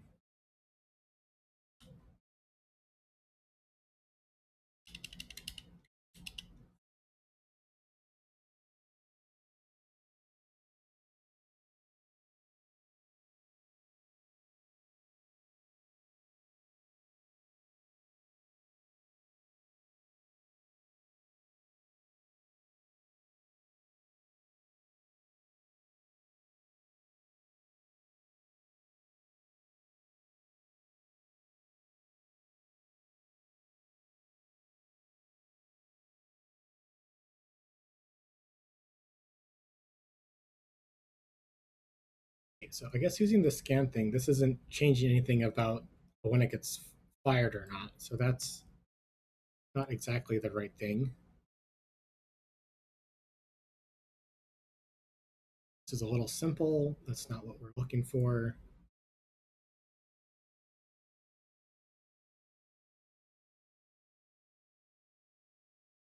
Database buttons. What does this do?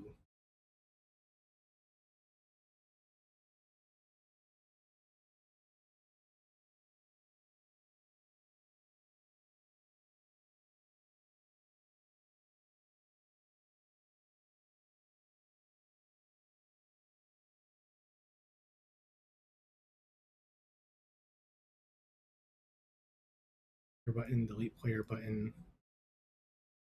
Hmm.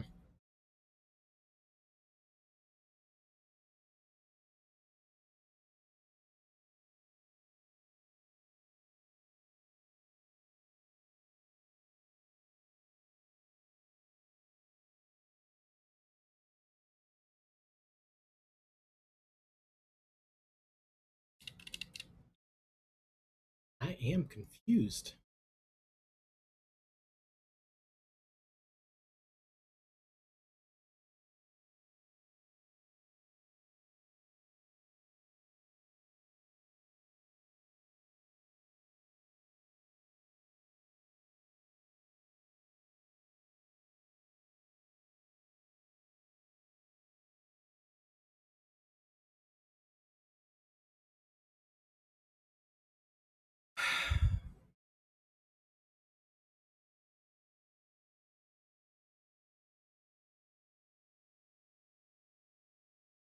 Try tracking the full database. We tried tracking each table individually.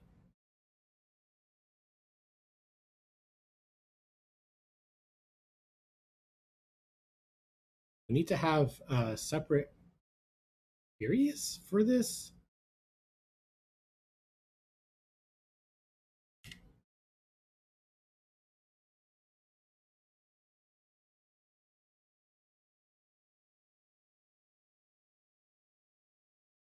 Kind of out of ideas. That might be the next thing to try.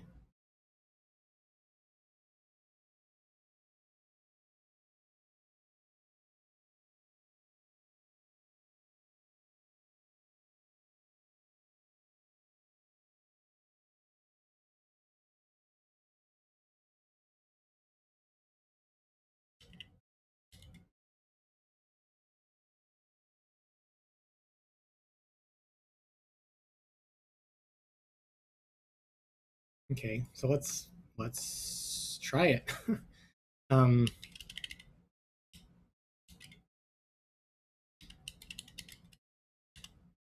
just load a timer record by ID, I guess. For one, going to look very similar to this one.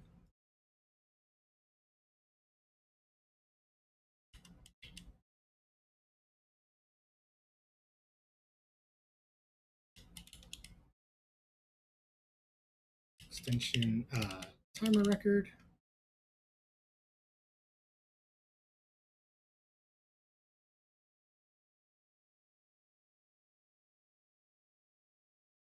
Oh, here we go.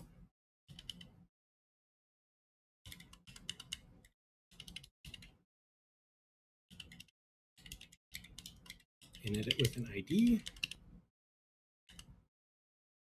And I guess this we can use our optional query thing.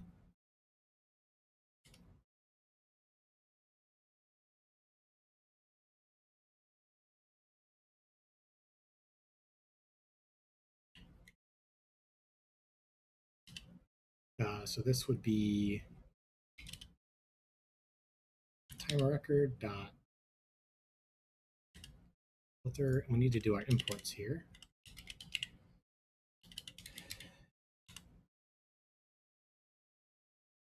So where ID equals timer record dot timer record dot coding keys dot ID. Fetch one into database.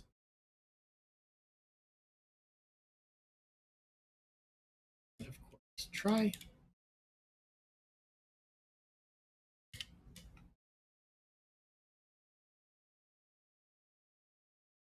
And let's try also in an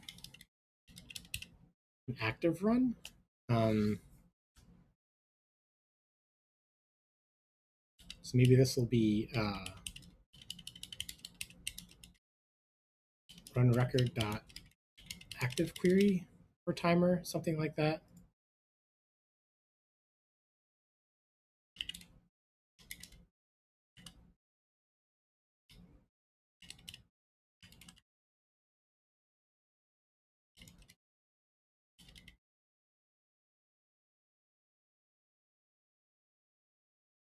This is also going to be optional query with the timer ID.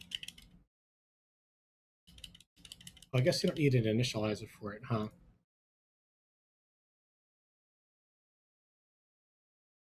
Just the ID.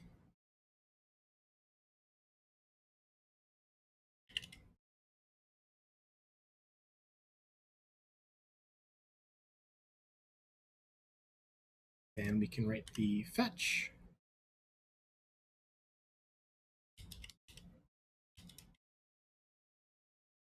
And this is going to be pretty similar to what we had on this query.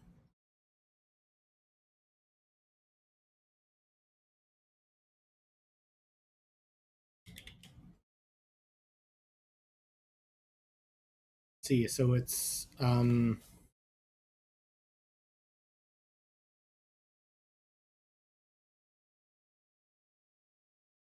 it's a little different. So we're going to get a possible run record where the timer ID is a timer ID.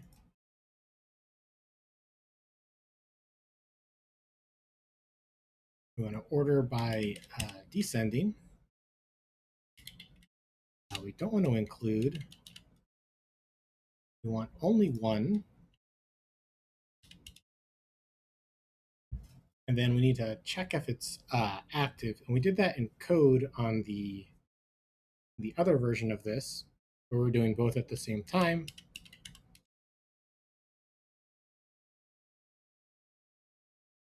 So then we want to, I guess, maybe compact map on it.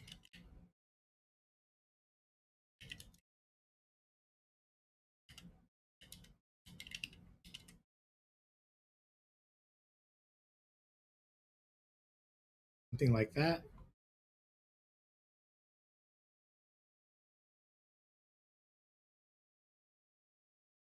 Oh, maybe just map.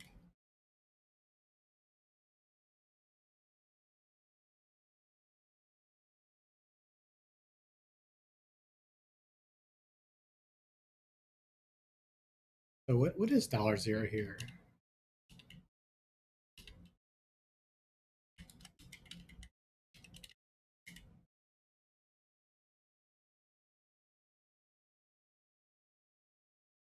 Okay, so map isn't quite it. Maybe it's flat map.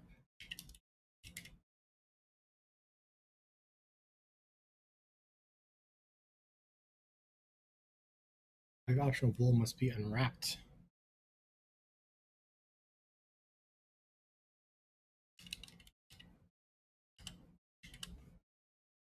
It's getting a little chunky looking.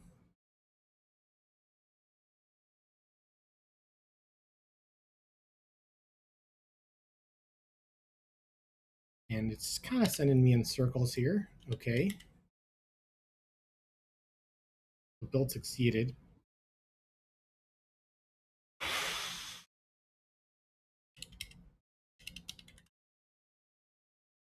Yes, now we have 2 new queries.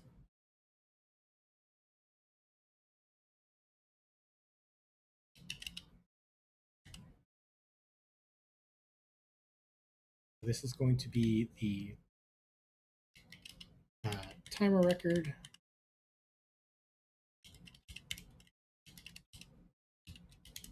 And the run record.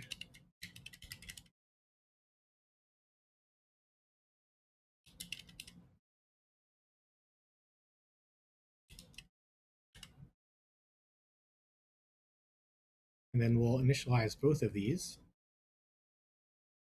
Comment up the old one. Just delete it. Timer is a query. Going to be the timer record ID, and it's going to be in the app database. The other one is going to be very similar, active run, and it's initialized the same way.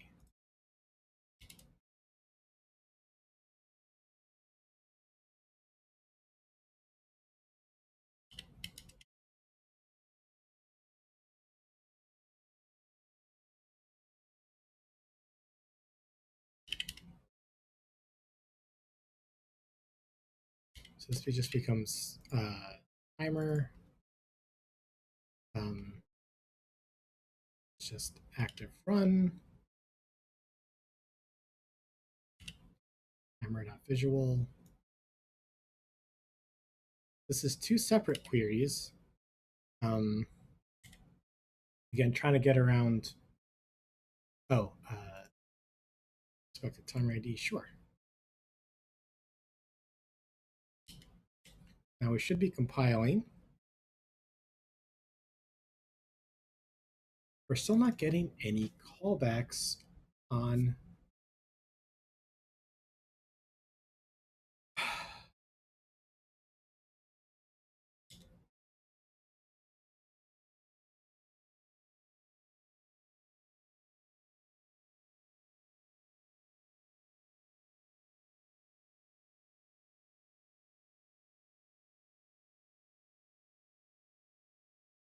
why are we not getting any callbacks on our observation?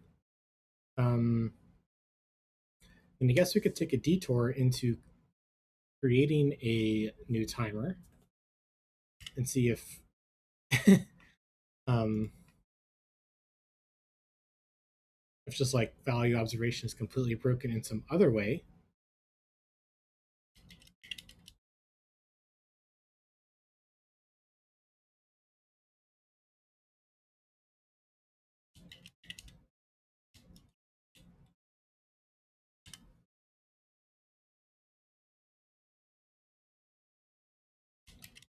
So let's write that down, detour timer add screen. So if we create a timer and it doesn't show up, then there's something like deeply wrong, and it's not about our queries. And I'm thinking that this might really help us discover what's going wrong here.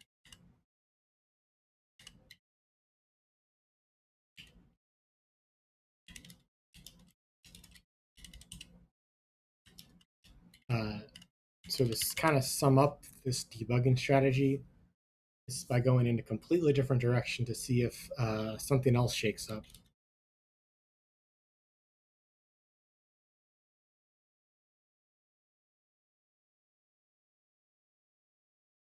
Okay, so what would a timer add screen have? I guess it would have a few text fields. We're gonna make this look uh, pretty bare bones for now.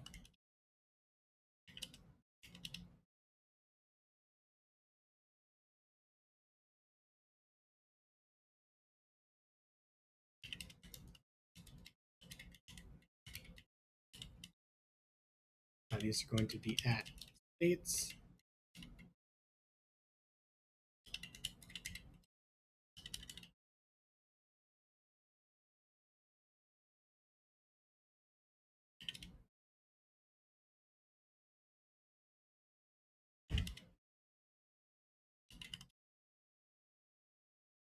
I guess we don't need to do the emoji. Just use the default one for now, just to ensure that things are working, do the kind of the minimal amount.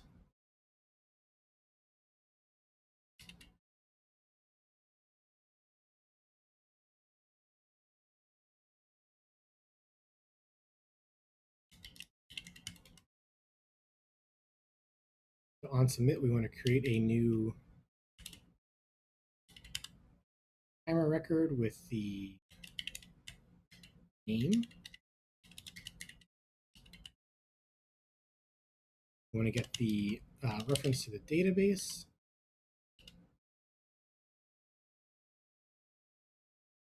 And this needs a backslash in the front.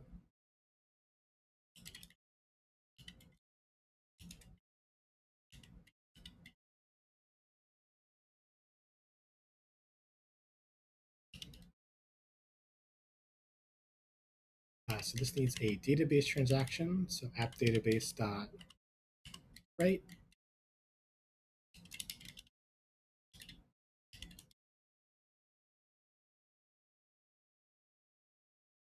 Try goes first.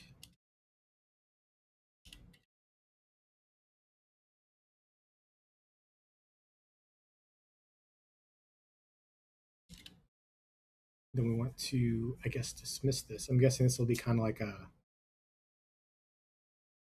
popover for now.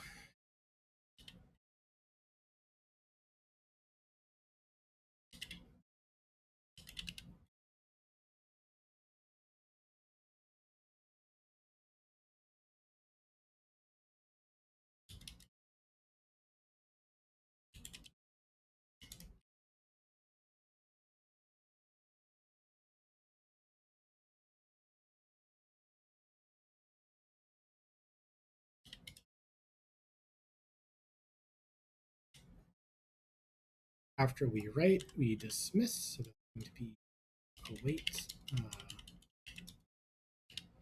main actor is presented equal to false. Oh, do we call like dot dismiss on it or something?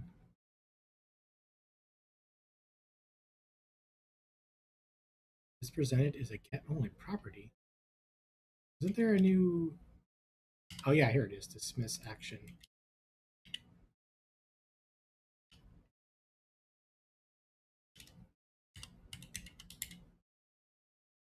Nice. Okay, so then let's add like a plus button or something on the timer grid screen.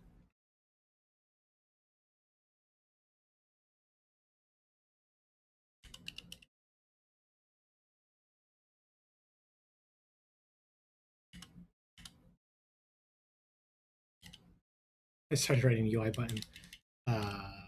Button label can be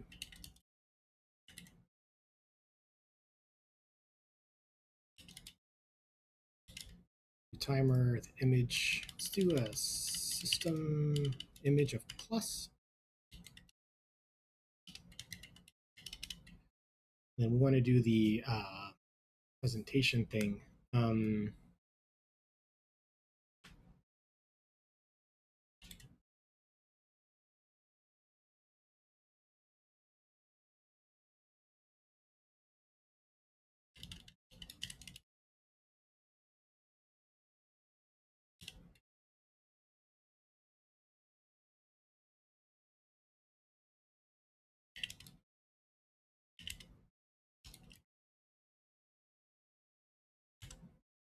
content will be the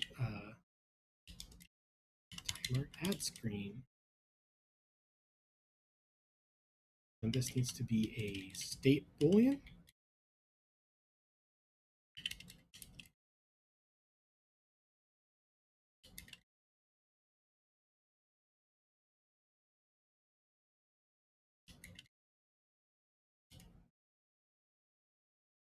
Let's see how far that gets us.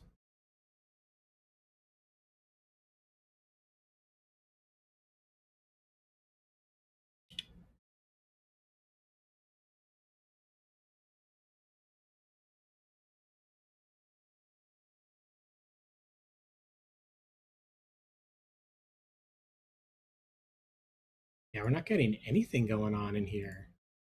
Wow. Okay.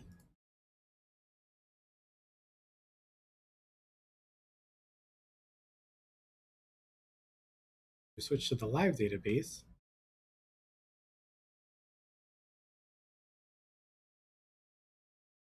Yeah, it's not updating at all. Wow. There's definitely something really, really wrong here.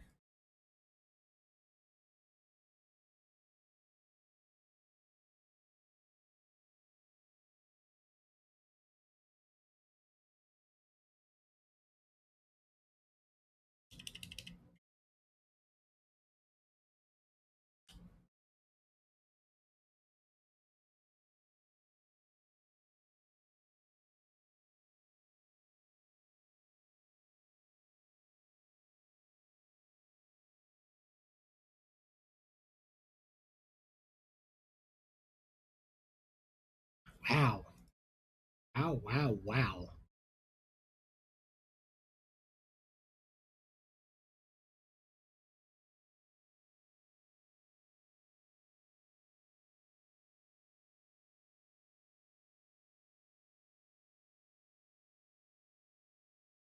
Ah, I'm trying to delete the app.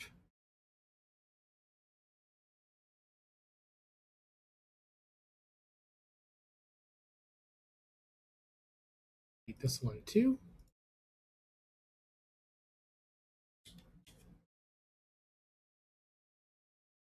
Plus something in there. Yeah, this plus doesn't like. Ooh, ooh, ooh. What do we get? What do we get?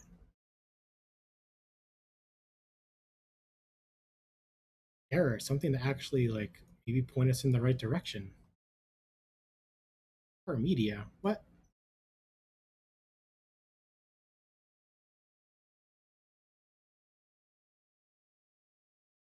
What is this?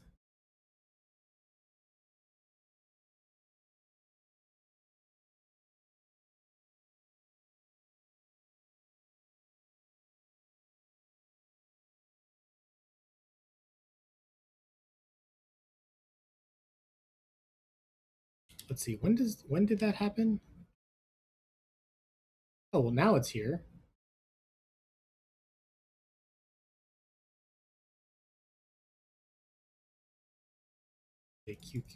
Oh, so this happened like just in the middle of this screen. Okay, so I think this is nothing to do with the database then. Yeah, it's not refreshing at all. This is supposed to refresh. This is like the most basic query ever.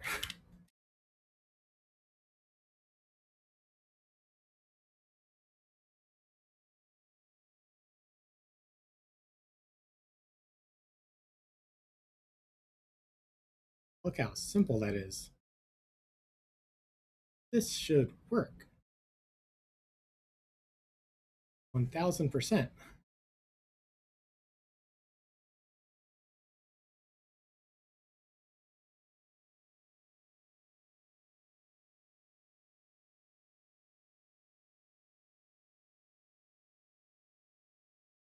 What happens if we use the default configuration?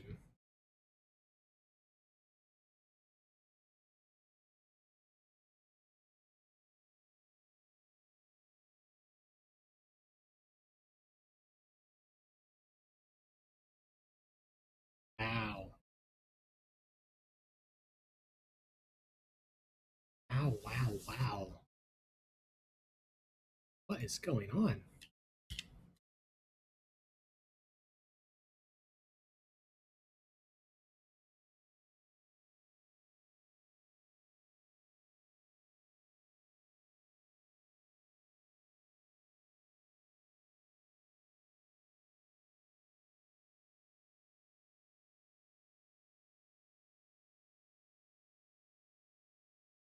Oh, is this creating a new one each time?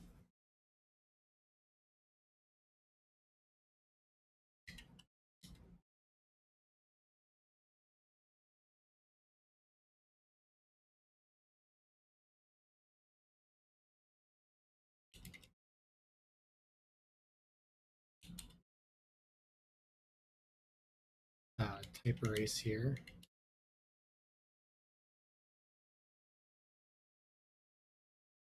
There we go. It was creating a new pool each time.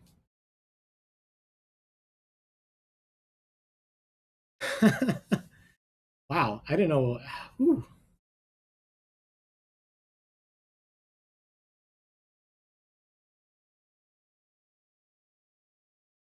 Yeah, now it shows up. Wow, wow, wow. Okay. Okay.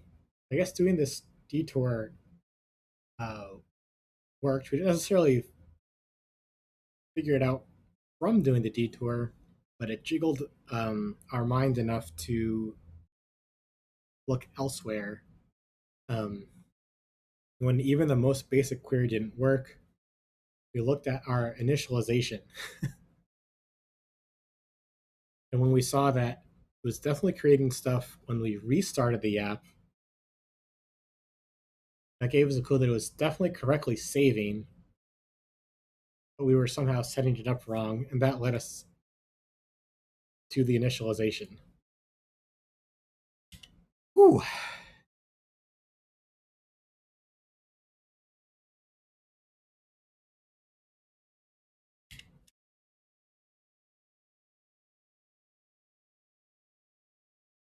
Wow, wow, wow.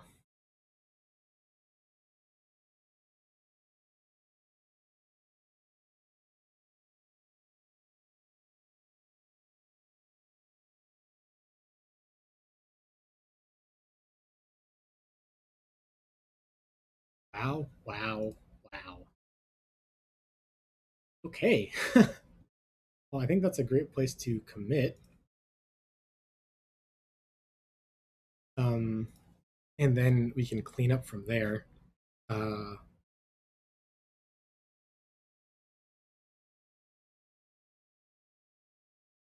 what did we learn?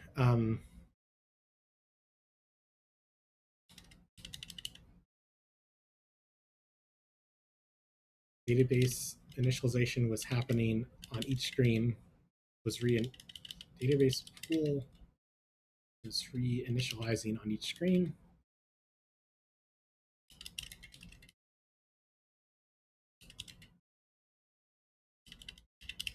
On each reference, really. Breaking the value observation. And what was the tracking that we did here?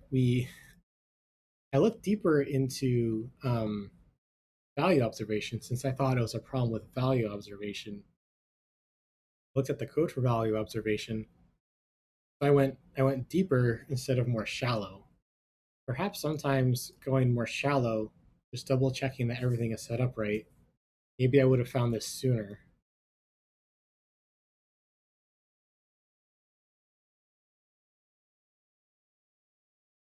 I mean, it's kind of subtle, right? Like this compiles, but this is a getter. This gets it each time.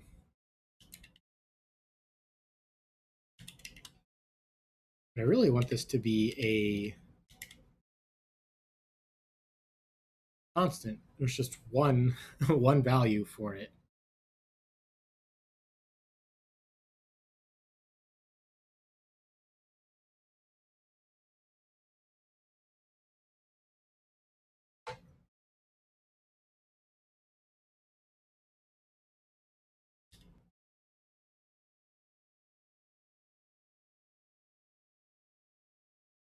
There we go.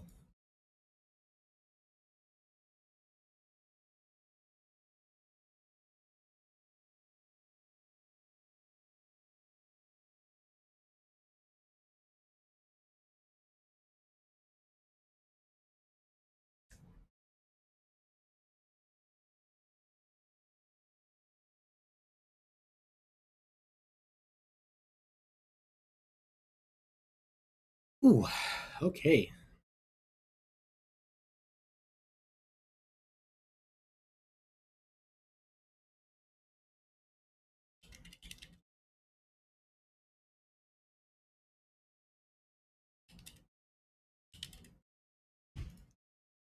Yeah, and then setting this to a let will mean that it's not necessarily a getter anymore. Like here, this will fail. Let declarations cannot be computed properties. Yeah, so if I had set this to be a let in the beginning, uh, I would have gotten the compiler would have helped me out. Um,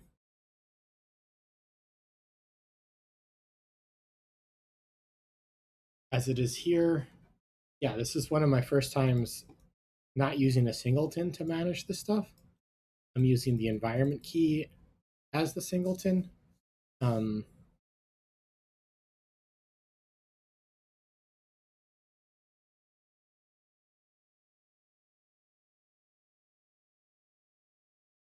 so that's maybe another reason why I wasn't expecting what to do here. Um, this approach is working pretty good, it seems.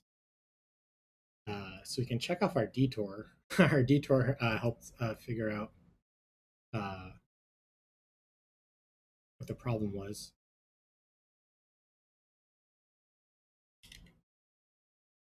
Because each reference was recreating the database.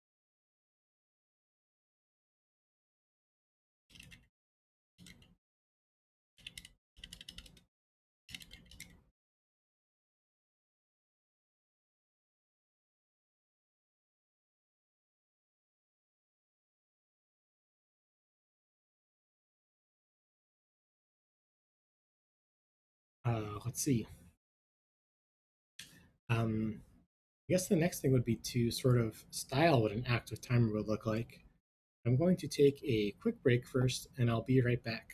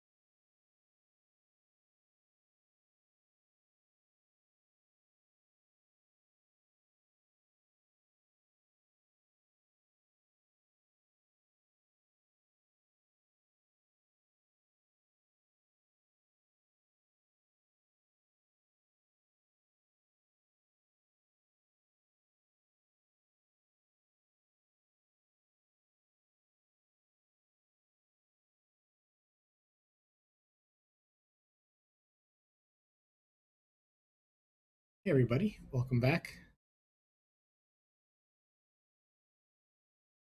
So right before the break, we got our database observation working correctly. We can start a timer and it turns active. Um, we should probably show a better active state. Um, and what else? Have it like stop also. Um, Maybe like send a notification and stuff. Uh, that's getting a little bit ahead of ourselves. Um, of course, clean up our timer ad screen.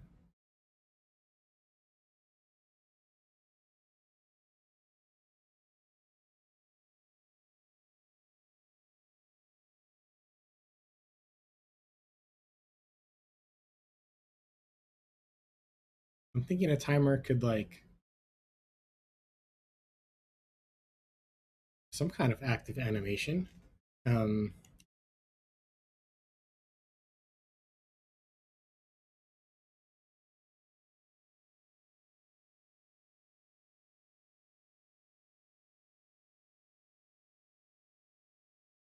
let's see, let's get the preview going again. Um, Other tabs, and I think the preview is in the app. Paused, and we can open this. Maybe once it starts up.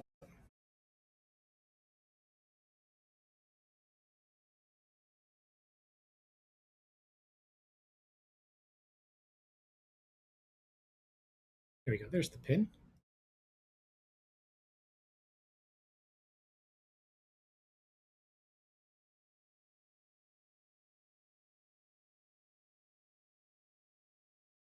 Something like that, maybe.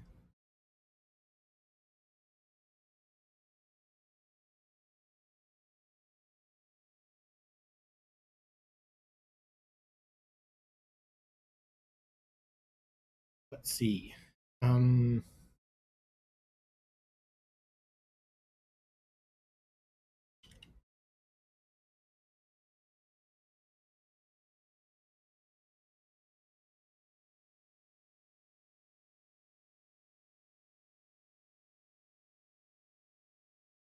I don't want this to update itself um, every second to see it count down, right? Um,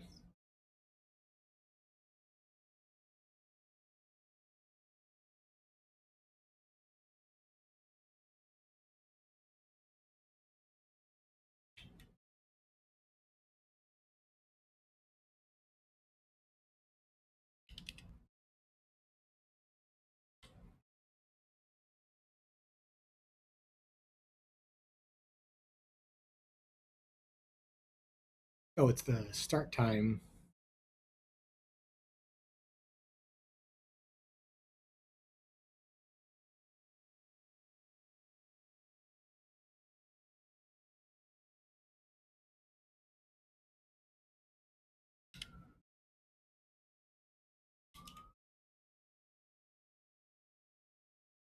We don't have a, this shouldn't be optional. This should be this one right here.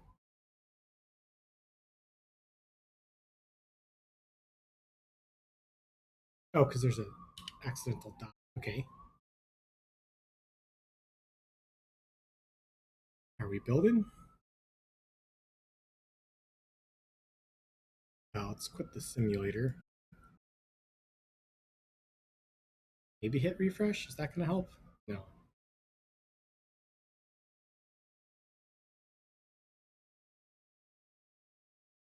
Set to expected time duration.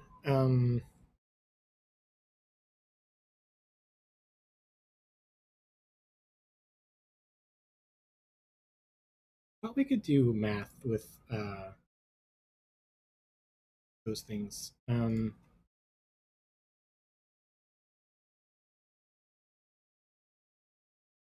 at any rate, we need a maybe a little helper variable here to help clarify, this is getting a little busy here. And in fact, the whole thing is getting a little busy. Um,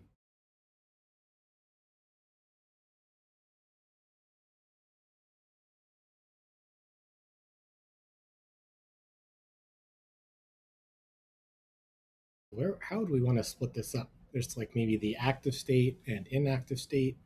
There's the maybe just one, but it'll have variables for the color. I guess there's like this contents part, which is like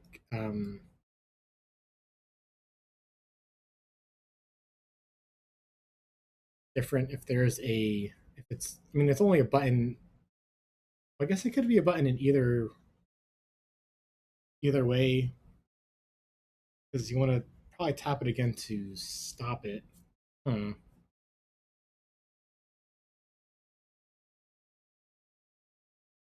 View composition, eh?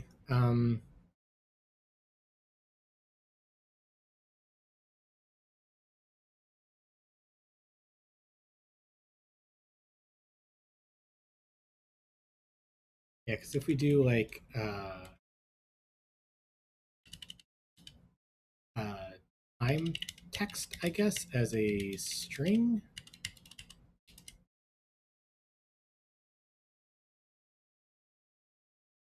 I guess we would do like an if let here. Um,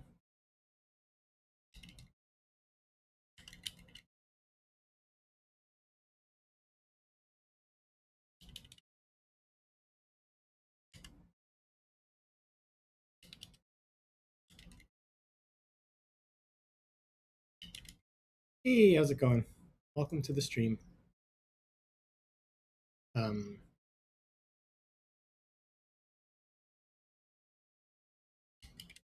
Here it can be timer.duration formatted. The else case can be maybe just like an A. I mean, this will never happen. How's your programming going? It's going pretty good. We just figured out a weird thing with the value observation for SQLite. It ended up being a problem with me creating the database pool again each time the database was referenced instead of once. um, Instead of having this be a lambda to initialize the environment variable for the database, it was a getter like this. And so every time we referenced the app database, it ran this block again. So that was a little surprising, but it's obvious now that we've figured it out. So now we're showing what an active timer might look like.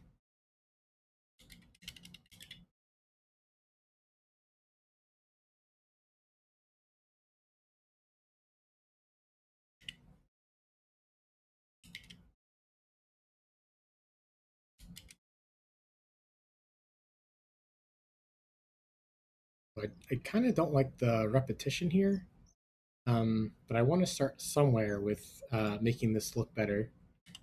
So I'm starting here, and of course this will probably change.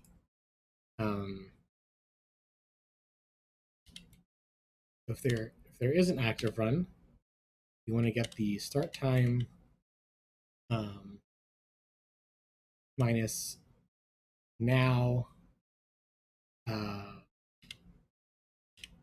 plus the intended duration, perhaps. You have to forgive me. English is not my strongest point. No worries. Welcome. Everyone's welcome here.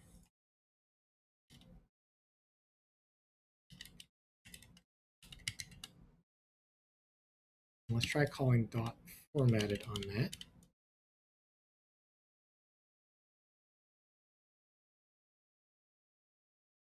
I'm going to hit Command B to force a compile. Build succeeded. Okay, this is good. and I take your time. Do you have a question? Sure. Please ask.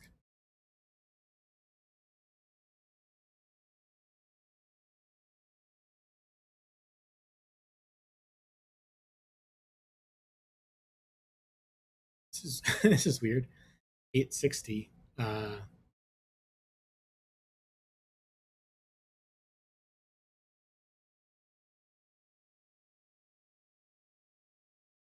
So maybe this time text should be a state that gets updated on a timer. You work as an iOS developer. Um, yes, that's been one of my jobs in the past. Currently, I'm putting all my focus into building apps live on stream, um, sharing my creative process, and answering questions.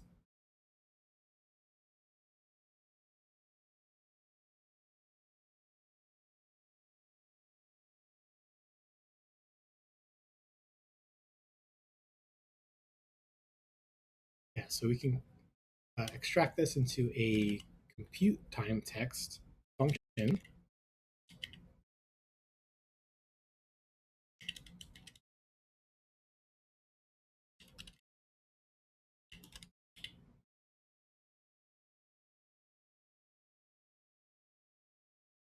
And then this can become a state variable that we update on a timer.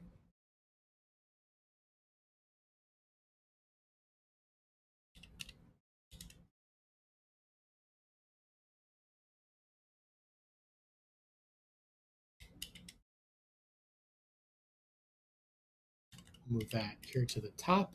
And then how do we want to run this? Maybe every half second? You need a lot of time to learn Swift before your first job. Well, my first job was in Java a long time ago, and I had already been programming in Java before I even started college. Um, so I had been programming in Java for, you know, maybe 5 or 6 years or more before I got my first job after college. Um, but maybe even longer than that. Uh, you're asking me a question that I don't really know the answer to. I've been programming since I was a little boy, and so it was obvious to get a job programming when I finished college. I don't know how long it takes people to learn programming before their first job. Some people learn really fast. Some people learn pretty slow. Um, that's just me. Other people, I'm sure, have learned faster. Um, I didn't get a job because I went to college, so I went to college instead of getting a job.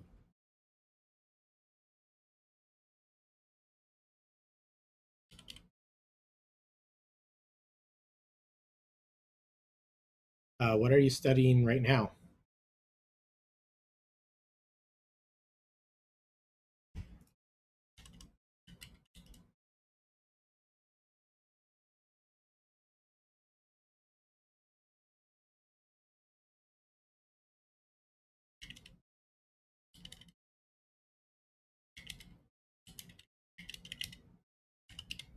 Timer.scheduled interval will be every half second.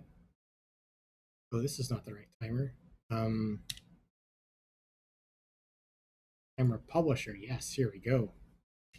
0.5 run loop. Main, I guess. Run mode. Common. Study iOS for 7 months, and I feel like I do not know anything. Yeah, I mean, I'm still learning myself. Um, Auto connect.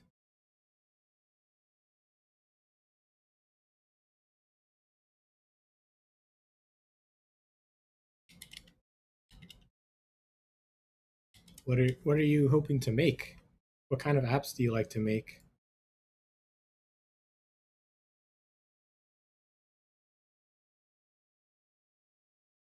Okay, so now that we have a publisher for a timer,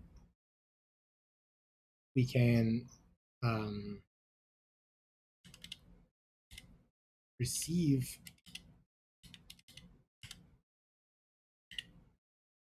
receive stuff from the publisher, and we can compute the time text. Yeah, there we go.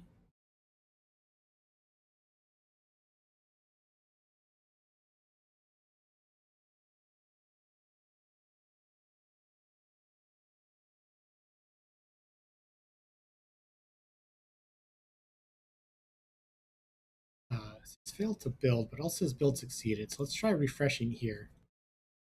Right now, I want to create a simple habit tracker app, but I have a lot of problems. Oh, cool. That's amazing. What kind of problems are you running into? Oh, look, we got our little timer ticking down, and I don't know how to solve them.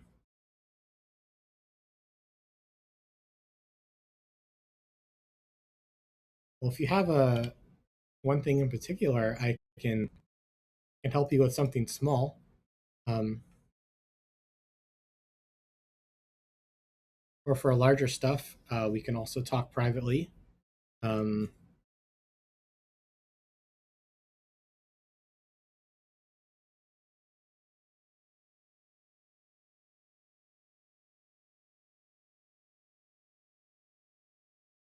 I guess formatting is a good start, but I want to see this be larger.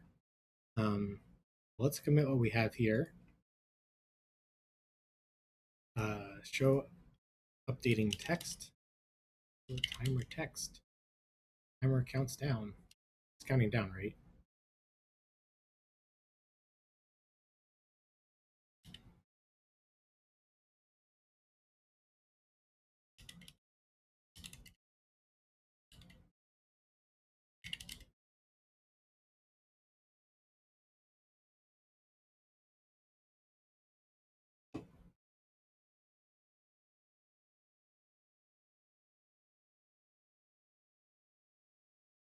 Yeah, the timer text should be, way bigger.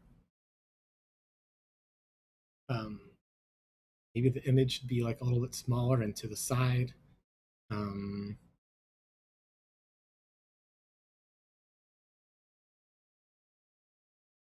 this is not Xcode, or am I wrong? This is the beta for the new Xcode. We're on beta 3. It's usually comes out in September when the new iPhones come out, usually around the same week. Um, Apple pre-releases versions of Xcode so people can get ready. Um, I have other apps already in the App Store, but I wanted to try out a new app to play with the beta.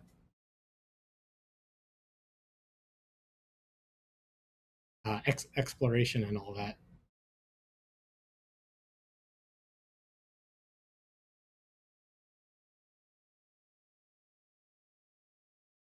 Cool. What kind of problems have you been running into with your habit tracker app? Maybe I can help.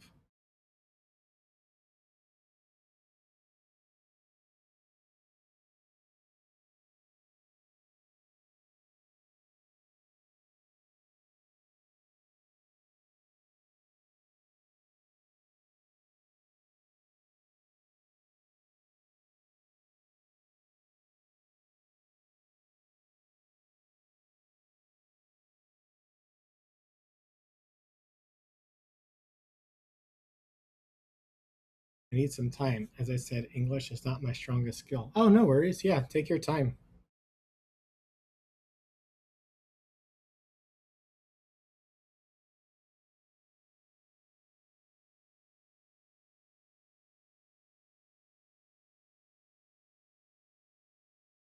Okay, so how can we restructure this view? Because right now it's repeated.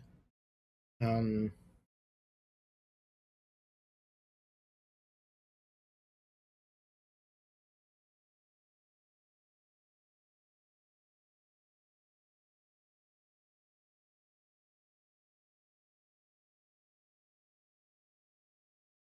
let's see. So the Z stack is the same, just has a different foreground color.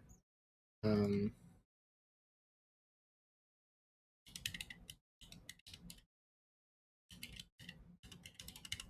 guess we can do something like that. Have a cell color computed. You can say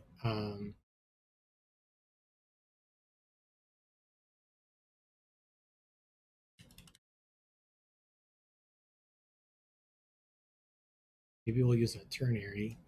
Um, if it's nil, if there's no active run, then return green. If there's an active run, then return blue.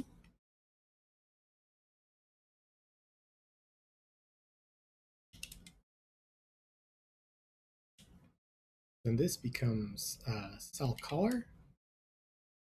And now it's the same. We can lift it out.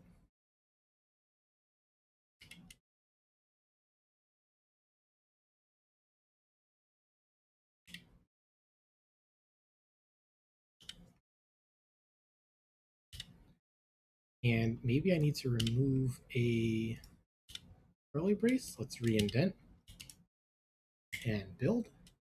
Build failed. So I don't have enough curly braces.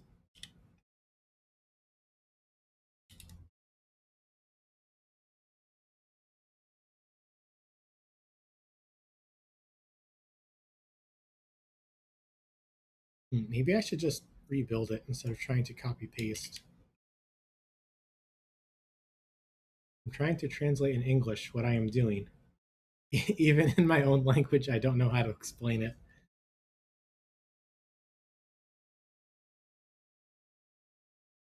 Yeah, I think that's a common thing with programming. Um, Sometimes figuring out how to explain the problem by speaking it out loud, your mind figures out the problem.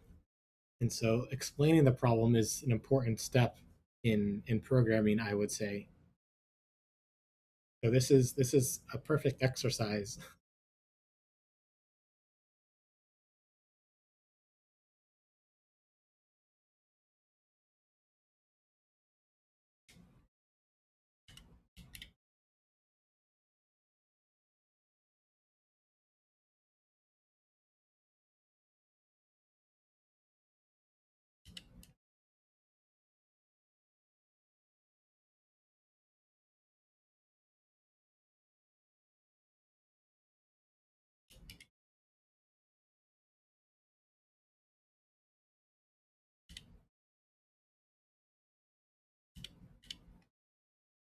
Okay, let's re-indent, see if this is correct. In my opinion, the most difficult thing in programming is when you don't know what you are looking for. Ooh. Yeah. Yeah, that can really make you feel lost.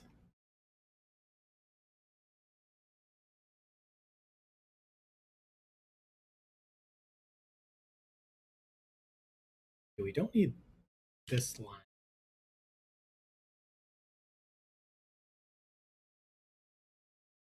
Maybe this will compile?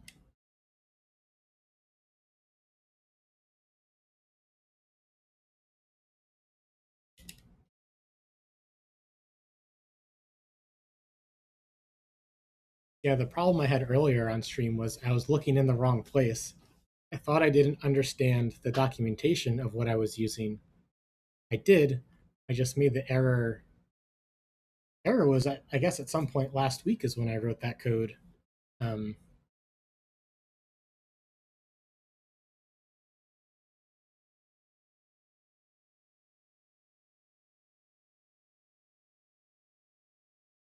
oh, so this one disappeared.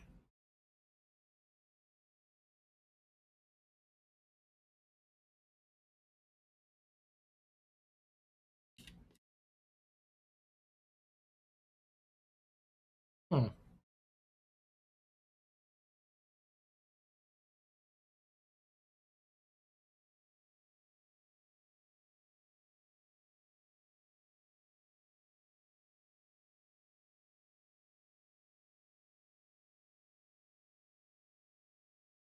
Yeah, there's so many things out there to keep track of, so it's hard to know what to look for sometimes, for sure. I think that just comes with time. You start finding out all the places where there are problems, or or what the different options are. Then as soon as you learn, five things, then something new comes out, a new database comes out, something. Oh, it's not showing up because it's the same color. Oh, okay.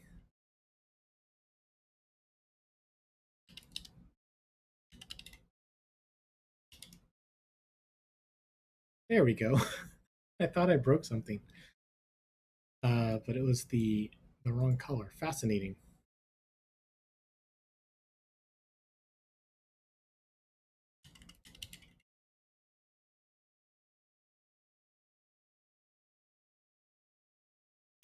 Instead of calling start directly, we can call did tap, and did tap can decide what to do.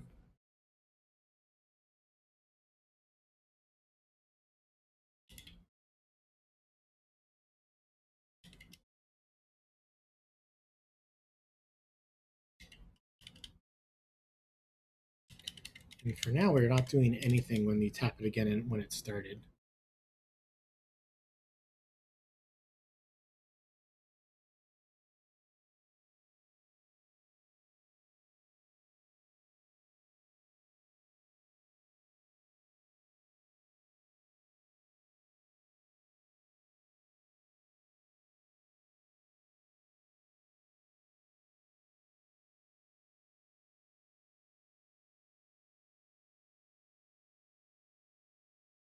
Okay, so where is my stack?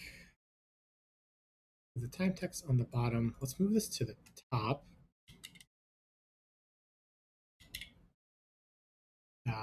Make the text bold. Is that right? No, I don't think that's right. Um, Maybe this should be a horizontal stack.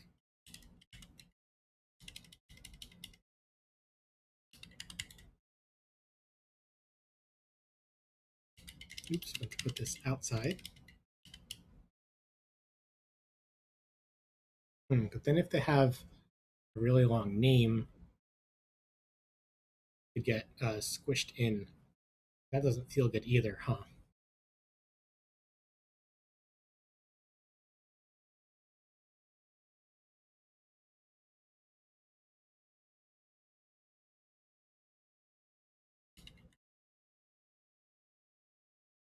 Let's see, let's try adding horizontal padding. Yeah, it forces it onto two lines. It doesn't feel good. Okay, let's remove this horizontal stack.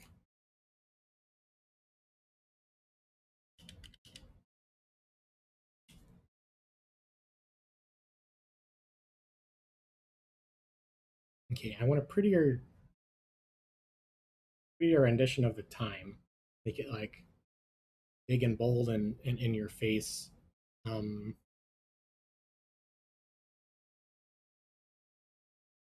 and to highlight the most important parts. Because I guess the seconds aren't that important if you still have like 2 hours left. Ooh, I should make a picture with like a really long time. Maybe like an 8 hour pork shoulder or something. Let's see, so let's go to fixtures.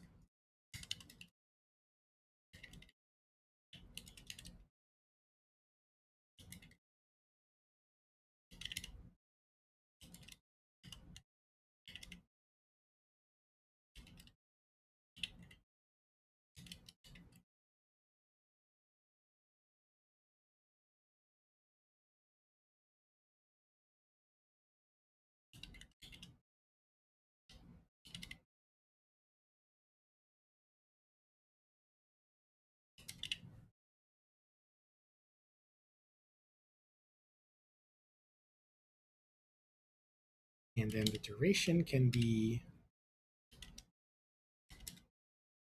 let's make an hours helper as well. Maybe 6 hours.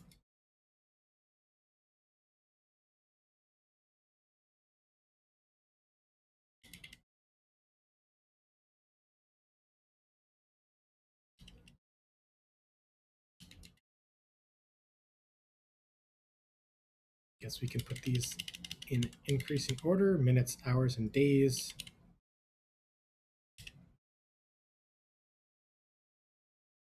And this needs a closing paren.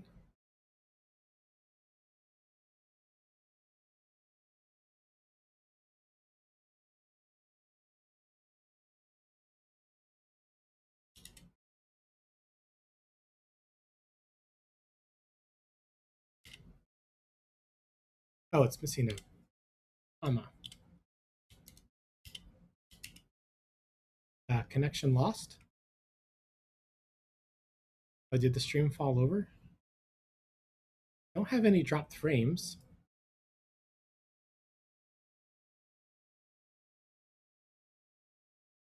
Affected pattern. Oh, missing a comma here as well.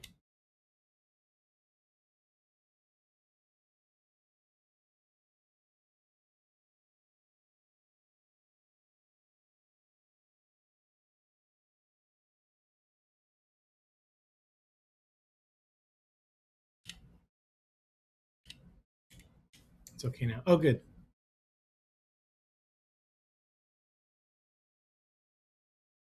Okay, so build succeeded. Well, let's reload this.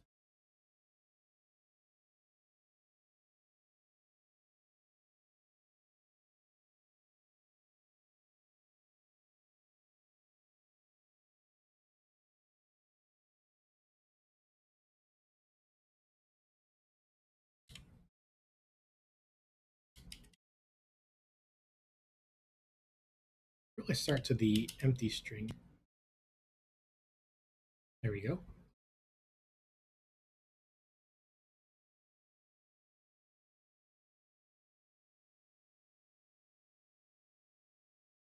And then now that we created the fixture, we can add it to the fixture database.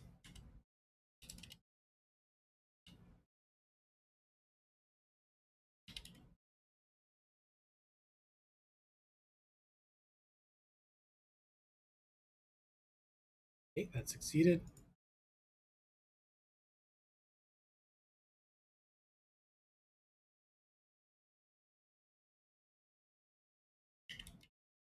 Uh, format time. So I think I want kind of the biggest active component of the time to be the biggest. Um, like if it's there's still a few hours, that's kind of what you want to see most. Um,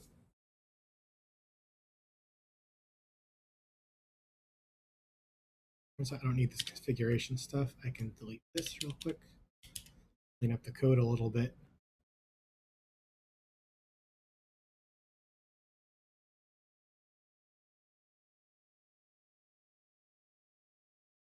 And then let's reformat. Okay, cool.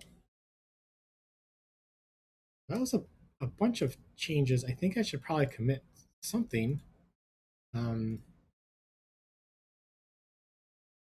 I do here? Oh, yeah, I guess the main thing we did was uh, refactor the cell layout.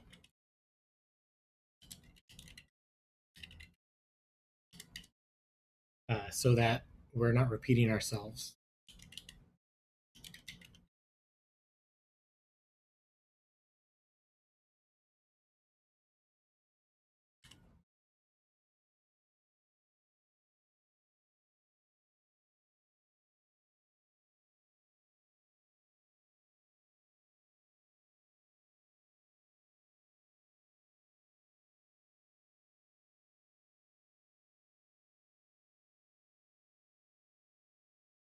So I guess we want like a, a duration view, perhaps.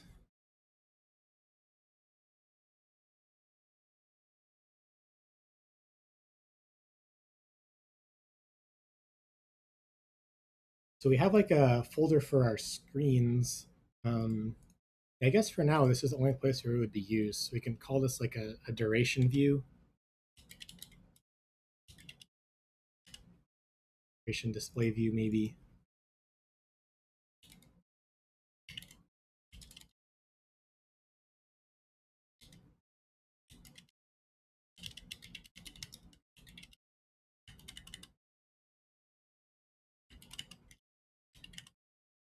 And I guess it's going to be initialized with the duration.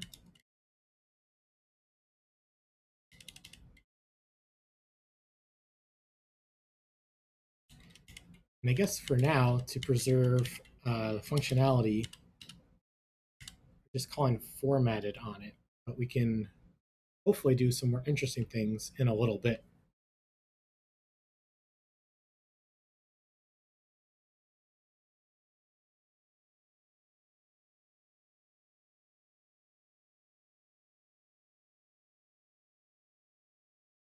Ooh. And I guess what we can do is, I guess this computes the current duration, um, not a string.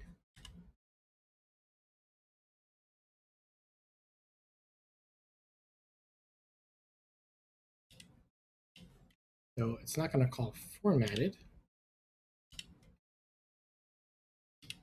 Maybe it defaults to 0, I guess. This should never happen.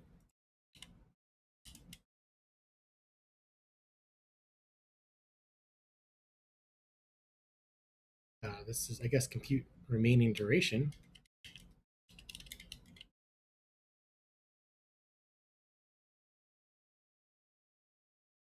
And we can update our call.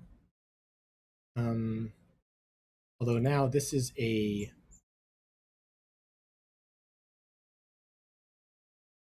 text. This should be maybe current duration or just duration, I guess, is a duration, and it defaults to 0.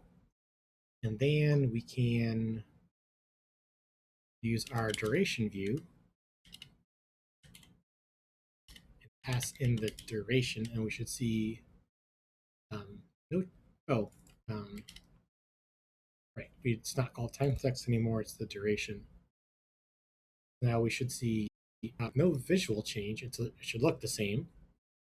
Well, it's still counting down.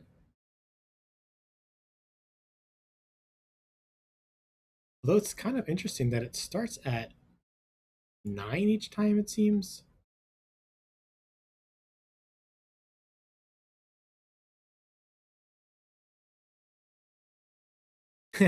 Yeah, it goes to like 1 minute 60. It's a little funny. But I guess, oh, oh, right, because it's, I guess the preview keeps restarting itself. That's funny.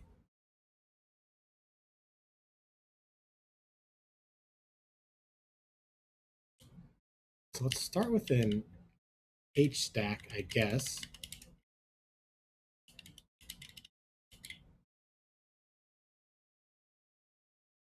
Then what do we have? We have duration dot components, seconds, and attoseconds.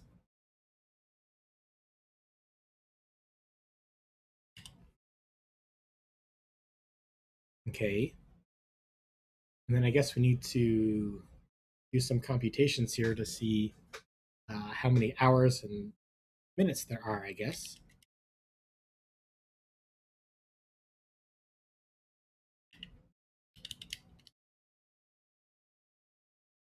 And these are going to be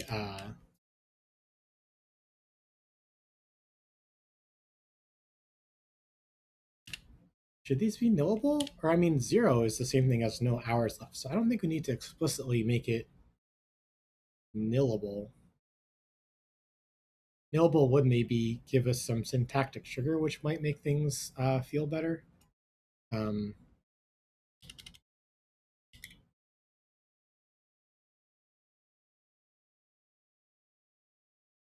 It's an int64.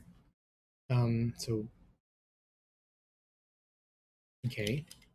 You can keep it as an int64, that's fine.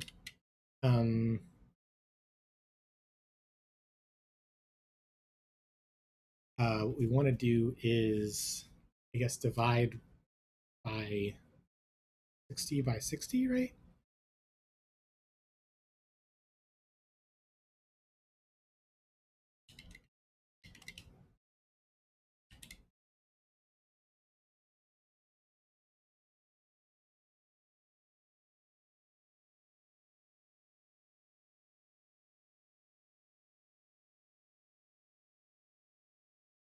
and then call maybe .floor on it.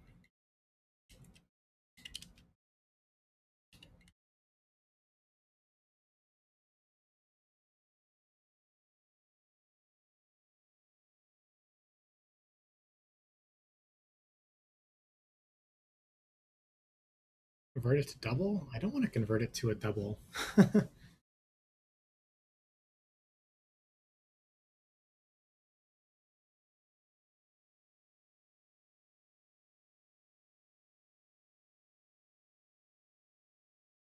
The whole point of using these things is to avoid doubles.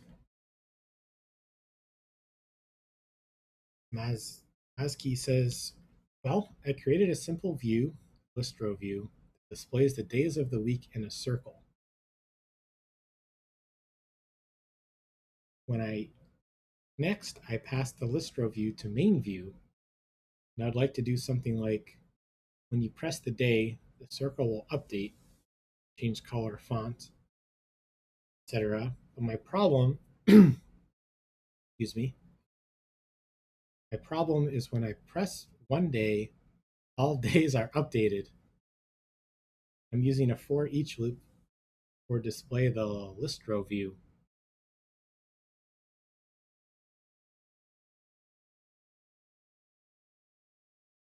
So it sounds like you're saying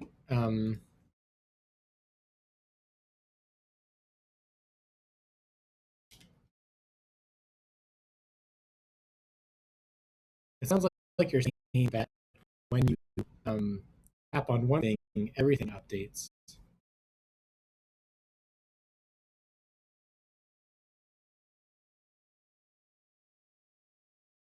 I don't know why this does this sometimes.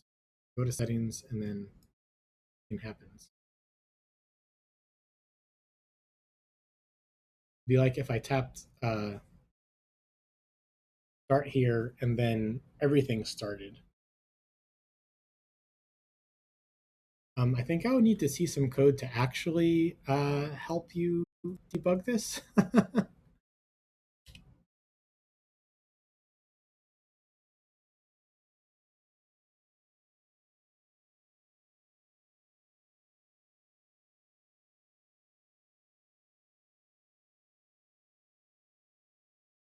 I mean, it makes sense, but it sounds like you're doing something that you didn't quite expect.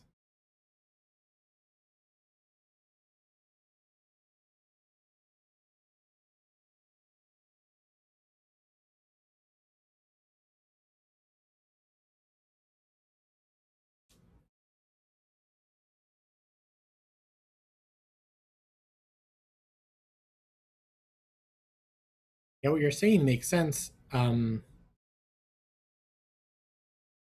Just seems like there's probably something that you're in your code that you expected it to do one thing and it's doing something else.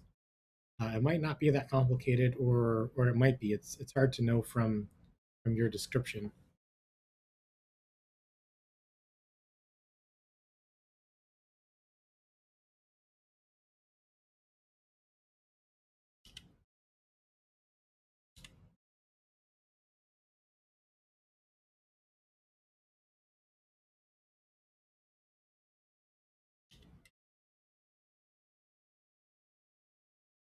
I know.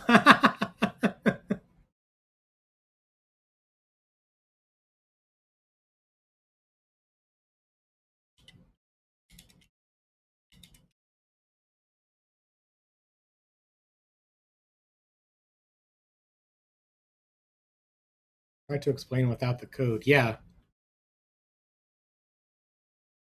yeah. I can do a code review for you. There's a in perks, or is it on menu? Either with some bits, or if you subscribe, I can give you a free code review, and I can look at your code here on stream and help you the best I can. Because it sounds like it's going to be a little bit more in depth than just trying to explain something. Um,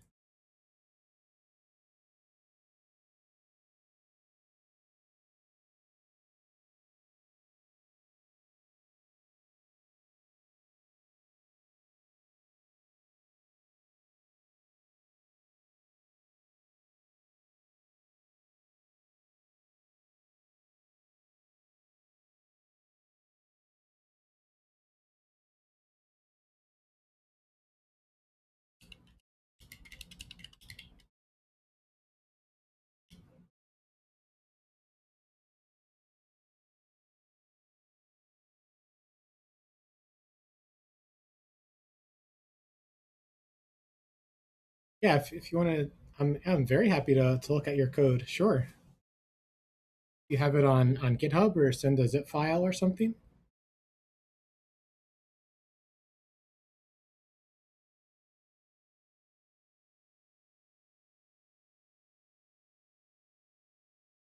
Yeah, absolutely. I love helping folks out.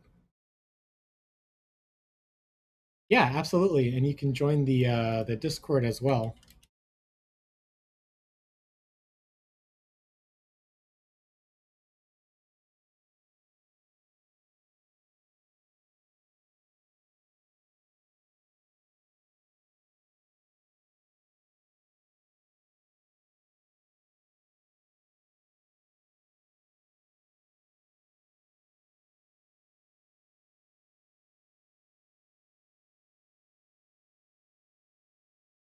Let's see, maybe I need a playground for this. I'm like stumbling over hours and minutes.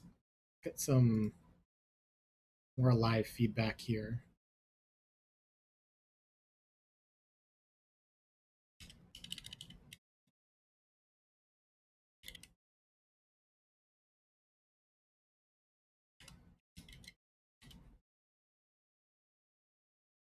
Let's see, so duration is a, what is it? It's a continuous clock dot duration equals, let's say 500. I don't know.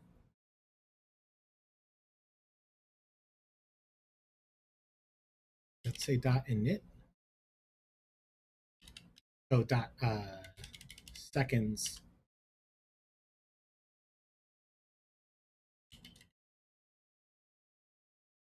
Start with 5 hours and 50 minutes, maybe 5 minutes. So here's a duration.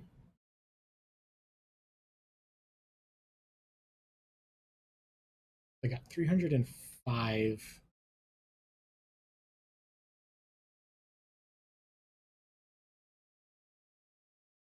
Wait, seconds. Oh, did I do too many?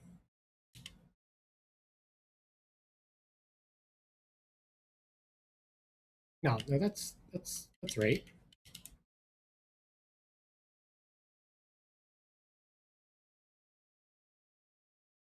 So here I'm dividing, let's see, what is this? And let's do these separately. 305. So it got the,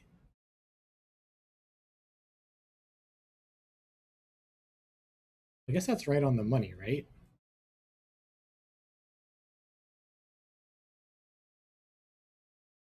This got it. Oh, this is seconds over words. Okay.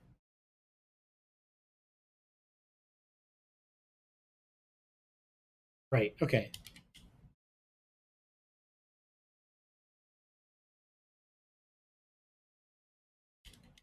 So this is hours.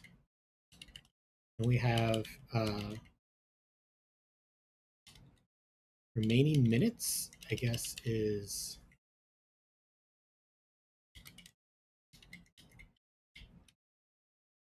be would be that, right?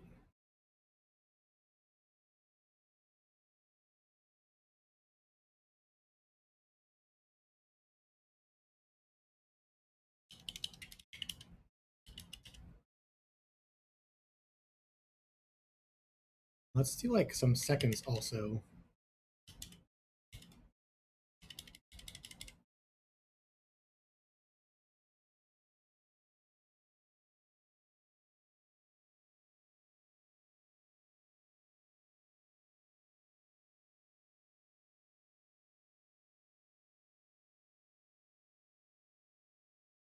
And we can turn this into minutes, I think, by saying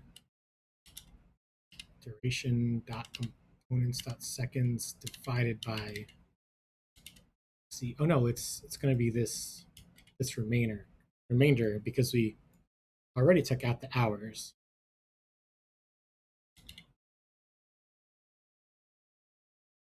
Is there a stream tomorrow too? Yes, I stream every day at 2 p.m. Eastern. Um, every weekday. Uh, I have a on my thanks for watching page. I have the schedule right there. Um, yeah, or if you subscribe, you'll get access to the Discord, and you can ask me in there, and I'll respond as soon as I can.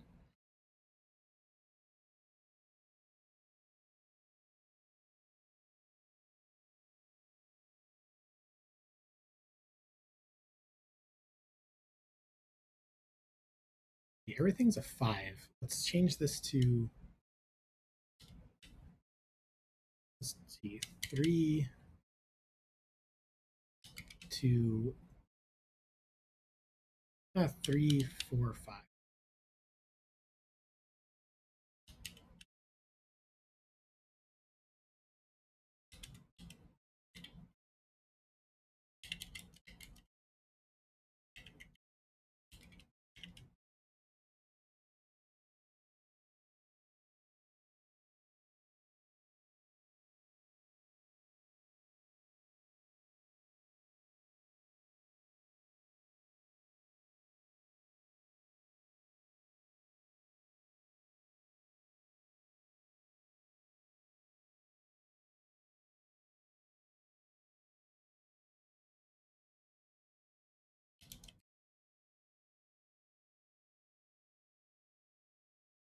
I'm not sure what to call this. Like remaining after hours is a little awkward. Remaining minutes isn't correct either, though. Um,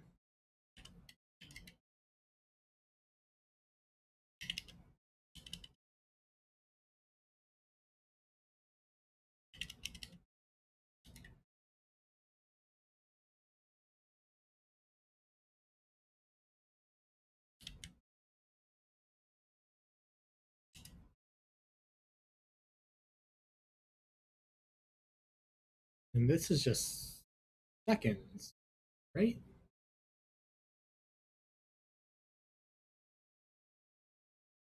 This should be a 5. Yeah. Okay, I think we have our the way to get our components now.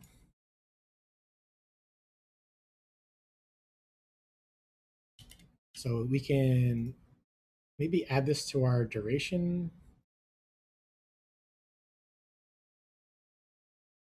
as like our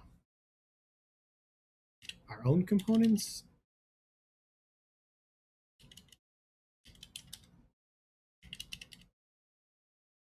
I think it already has a components on it.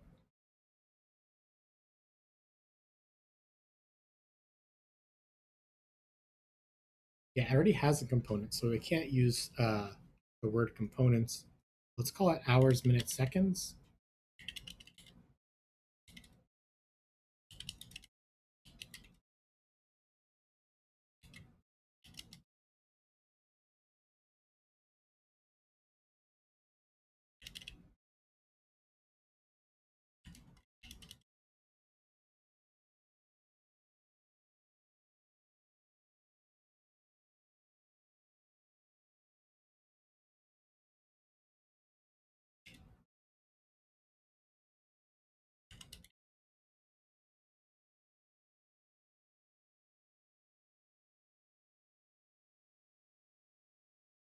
And we can return these items, hours, minutes, and seconds. Oh, this needs to be self.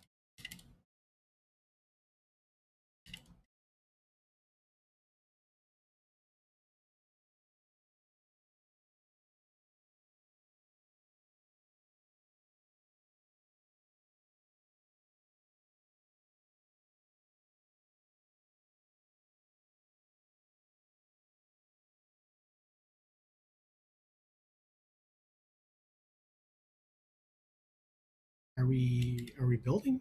Build succeeded, yes.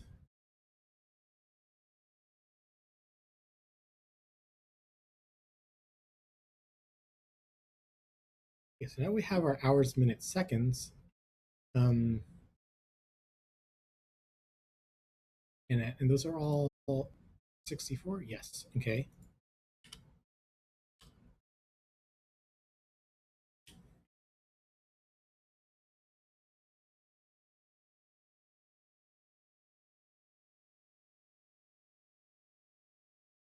Let's see, so hours,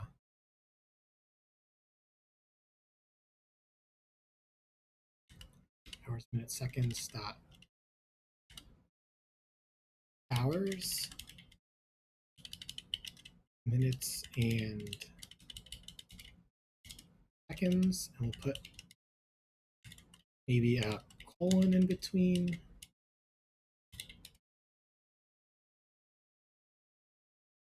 And let's see what we get. Oh, this needs to be a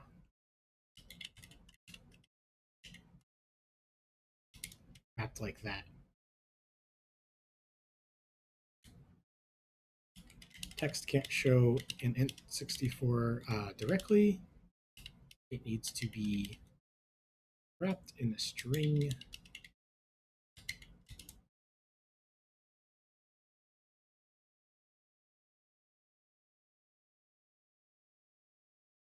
Okay.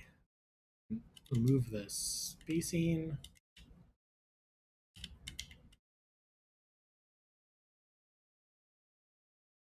And I guess if it's you want to show a couple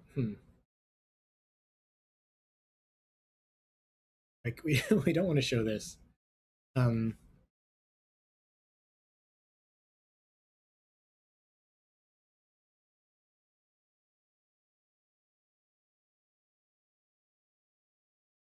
let's see. Let's make some previews here. I have some ideas.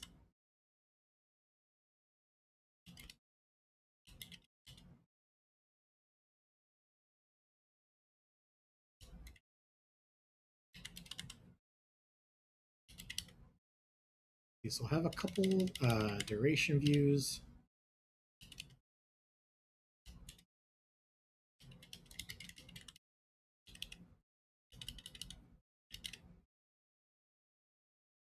Oh, and I should do a reverse, like to create one from hours, minutes, seconds.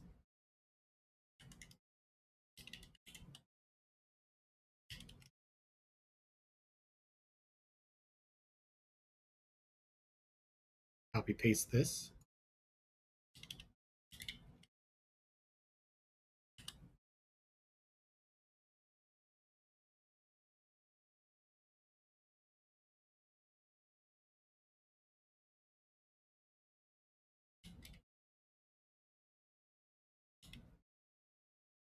Self equals for self dot init.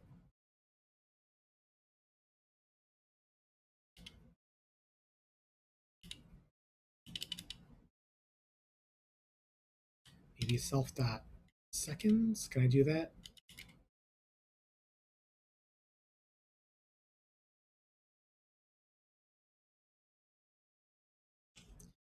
Maybe this doesn't need to be a initializer. Maybe it should be a static function. But then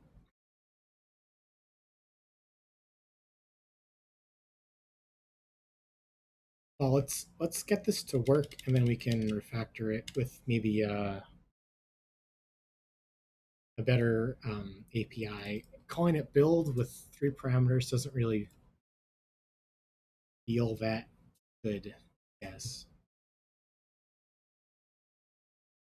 Ooh, I'm getting it. I said I wasn't going to do this, but here I am doing it. I did something like that. I guess how would I want it to look like?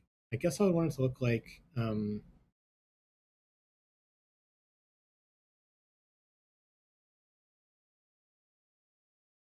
hours, minutes, 5, maybe 4, seconds, 3. Yeah, that's kind of a mouthful, huh? If I did it like this, then there's no labels. That doesn't feel good either. I guess having it be as an init, um, that looks pretty good. But it does need some kind of a labels.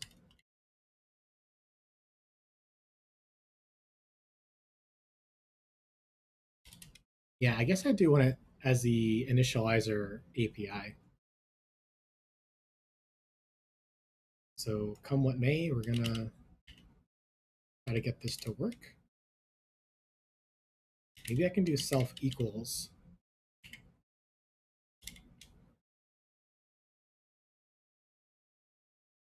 Maybe this can be capital self.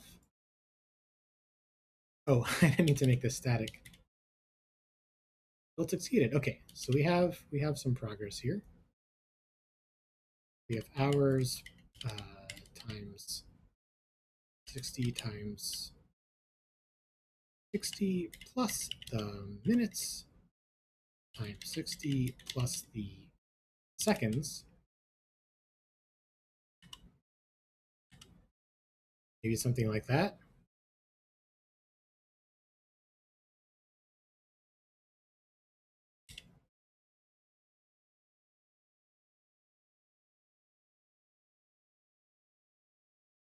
Cool. So let's unpin this. Let's wrap this in if debug. And let's put a preview layout on here of a fixed size, maybe 200 wide by, I don't know, 50 high. And let's see what we're looking at. Oh, I don't want to see it in a whole simulator. I want to see a bunch. um,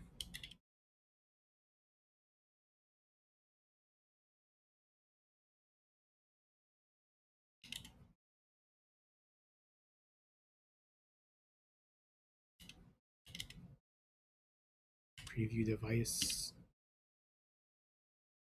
none.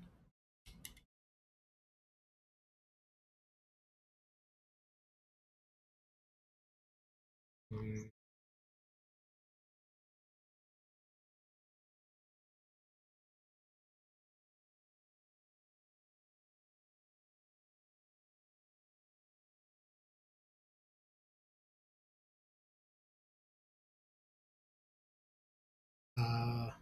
this is kind of unexpected. I don't want this doesn't, I guess this is new in the Xcode beta. Um,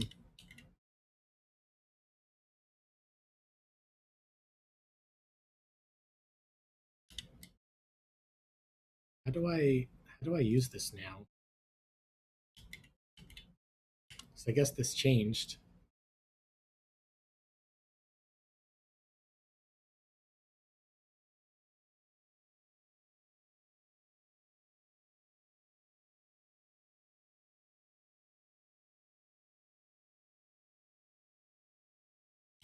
Maybe this needs to be on each of them.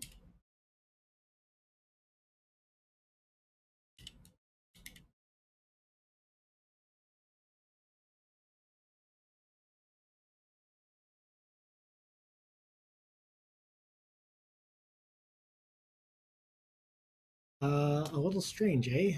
Um,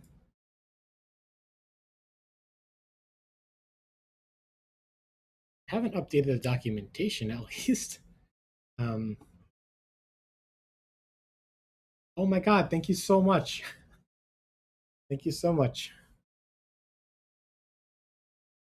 Excited to help you out with your problem. Feel free to join the Discord and post there.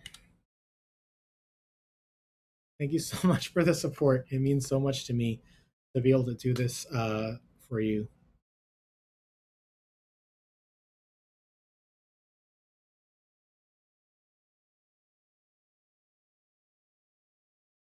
It took me a while. Thank you so much. Thank you so much. Oh my God. I hope to see you tomorrow. Absolutely.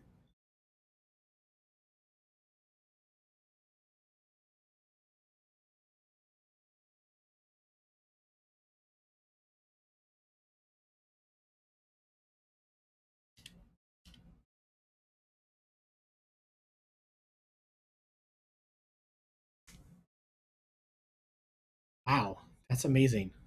I am stunned. Oh, that feels good. Excited to help them out with whatever their problem is. Uh, whew, that's so happy.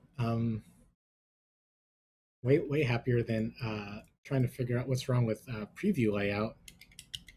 That's for sure.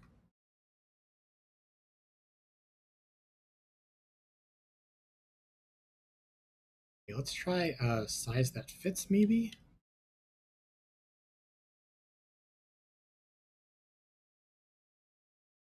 And let's try just one.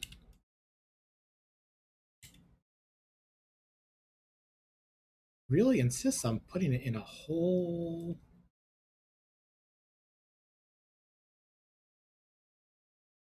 device settings.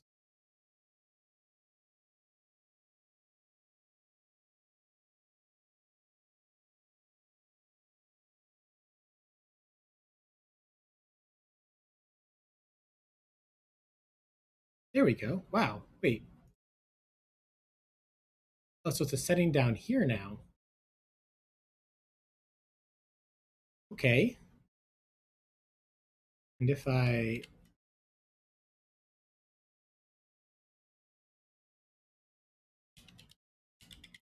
set this on the group,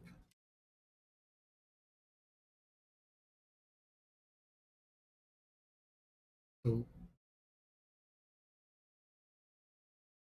I have to switch it over to each one. I kind of want to see them all in a stack.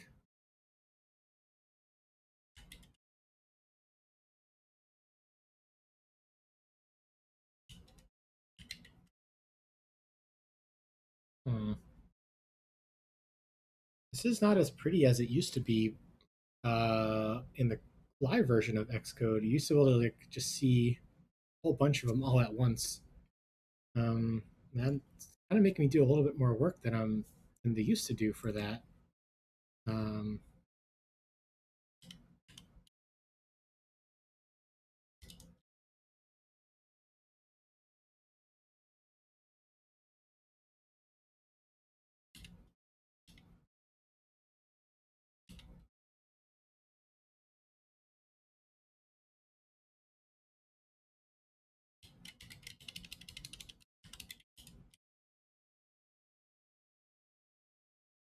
show them all at the same time. Come on.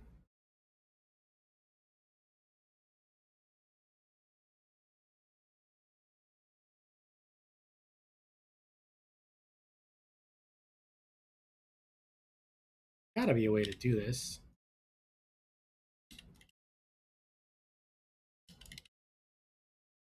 Anyway, I do like the size that fits.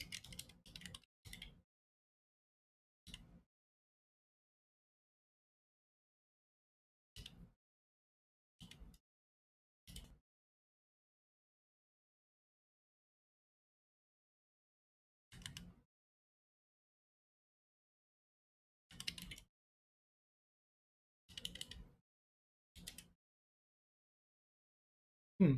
Has anyone else tried the Xcode 14 beta and know how to see a whole bunch of them all at once? Um,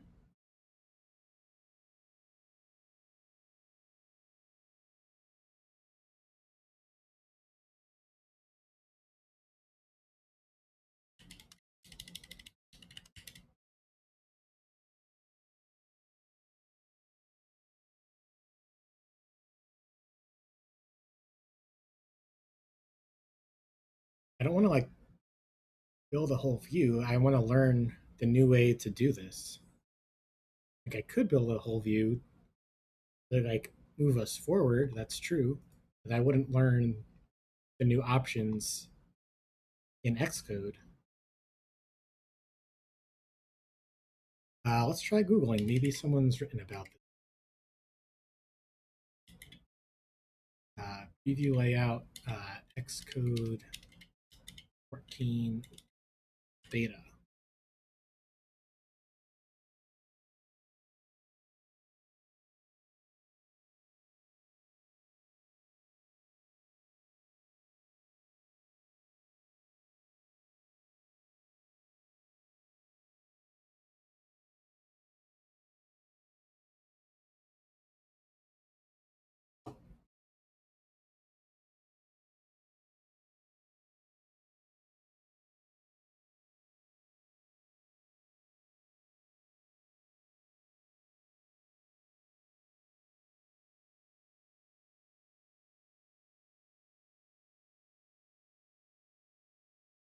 So this has no changes to it.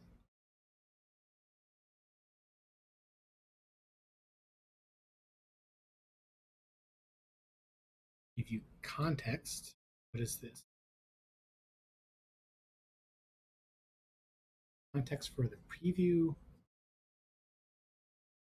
Default is nil.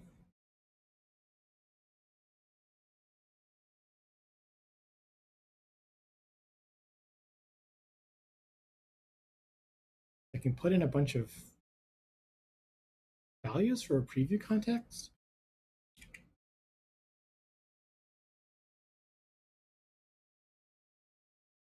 Hmm.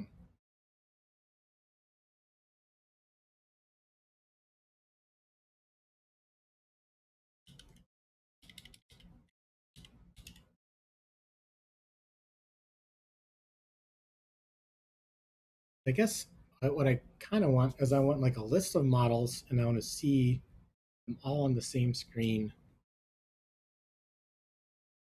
like separate like this, but one for each model. Um,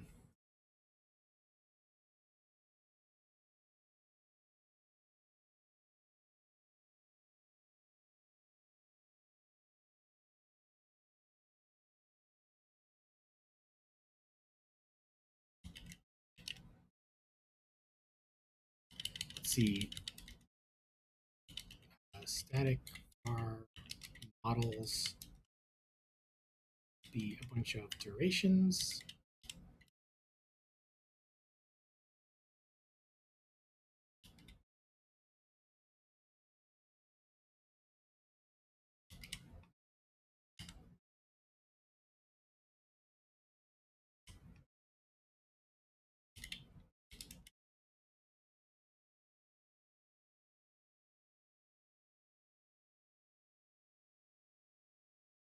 And then we can do a for each through those, perhaps.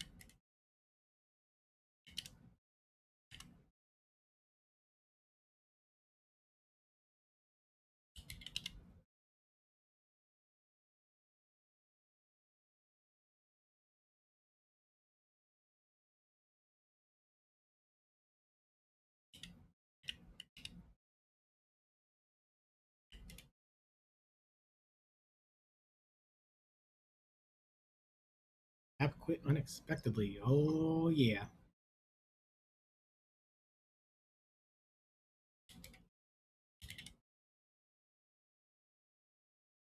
Then can I pass in the model here and remove these?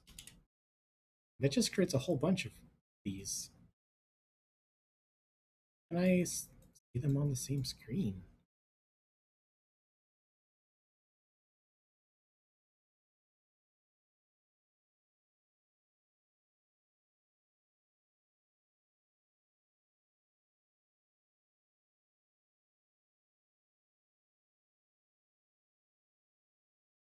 Okay, well, I'll investigate that more another time, I guess. Um,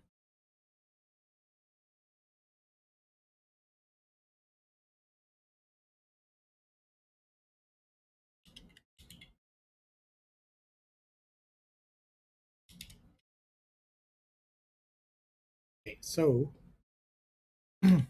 coming back around,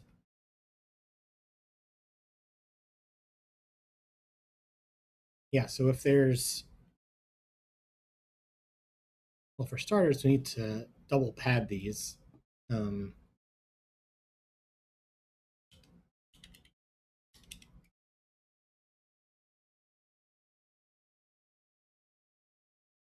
so this would be, can I do it in here?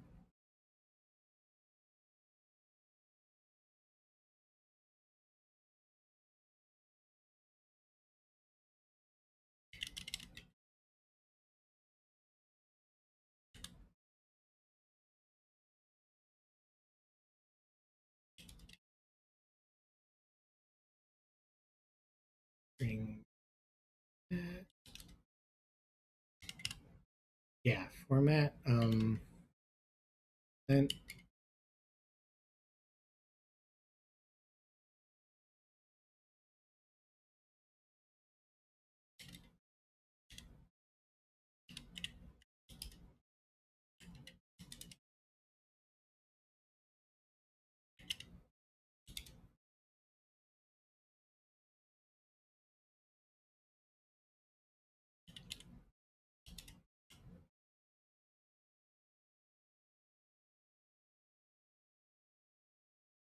Whoa, that is 0.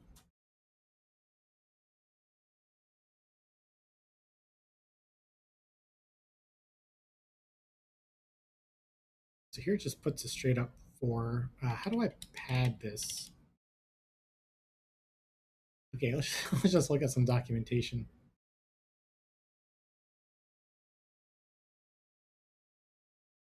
Uh, Format.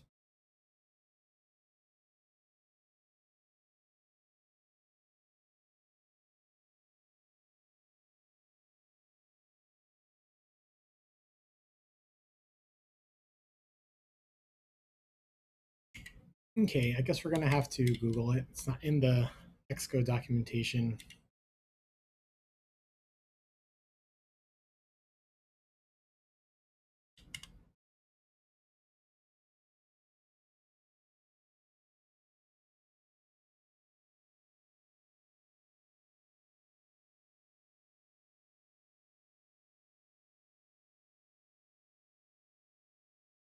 Uh, Zeros.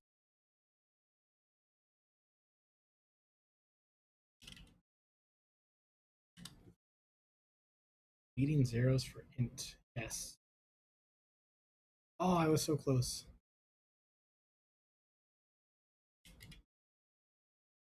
They give a link to the documentation? Nope.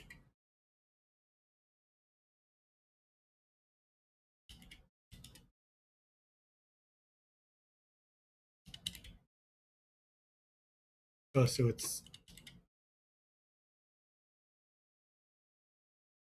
Guess you put in a 0 and then the number of times you want it. Can we put like a 1 here?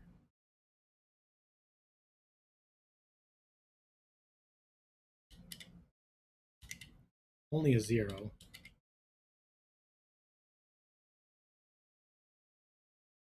That 5 do? That's interesting. So 2, 1 is there. 12 is. Hmm.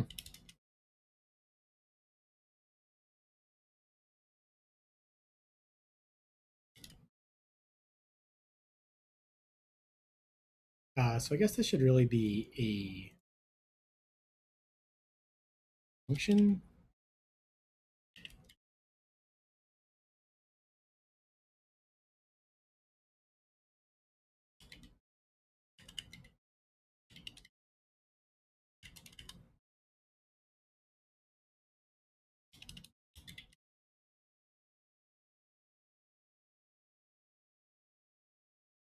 This will receive the, yeah.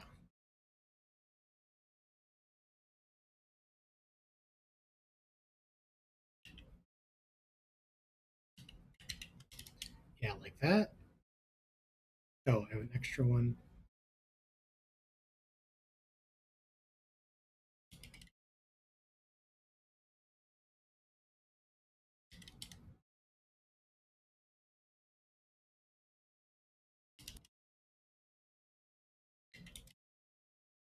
And then one more time for seconds.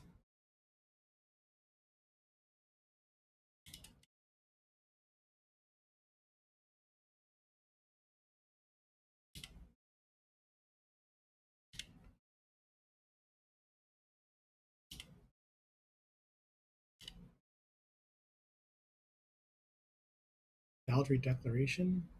Oh,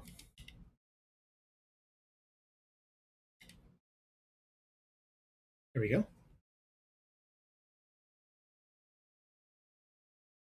It would be great if we could see all these at the same time. Can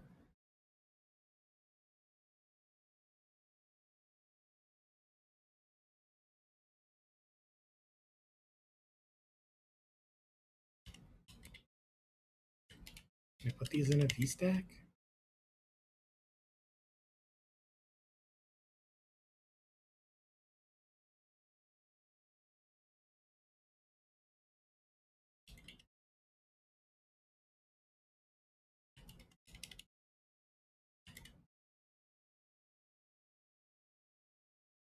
And they just do that.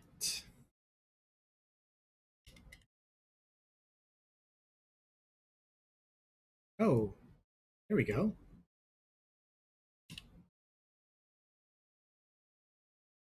If we put adding, okay, this is a little bit nicer looking. We take this off. Oh, okay, so we do need this.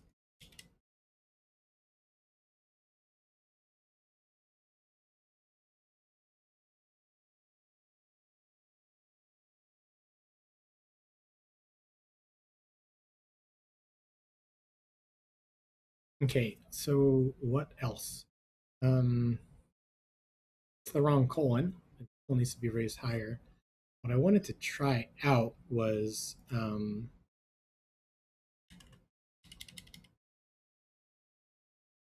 if the hours is bigger than 0, it should be the biggest.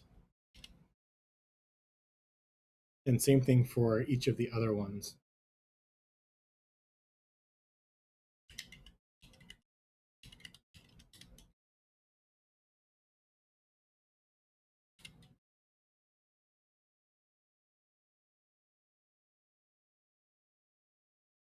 Oh, but this is the formatted ones. Ay, ay, ay. Maybe they should take in or I could break it down into its components. Um,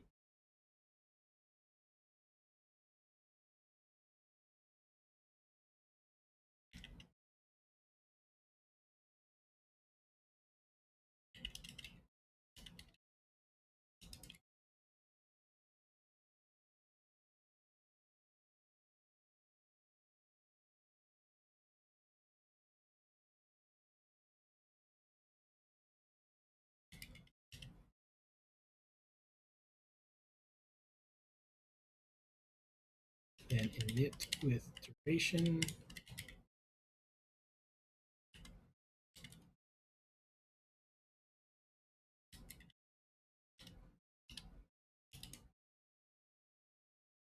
That, and then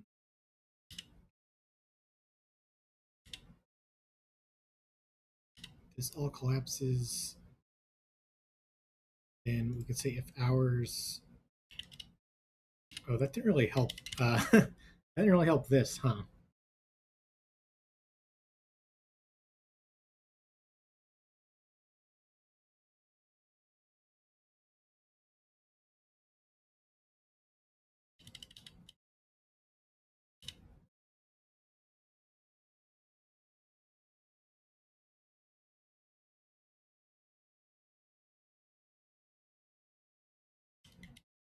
Yeah, then we'll have uh, invalid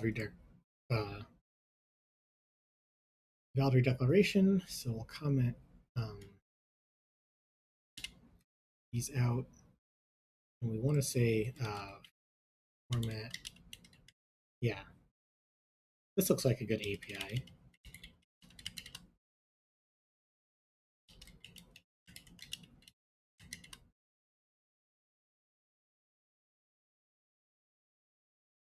Then we can say hours is bigger than 0, then we'll say that it's maybe title 3, otherwise dot body. We're still not building, but I think this is kind of the direction I want to go here.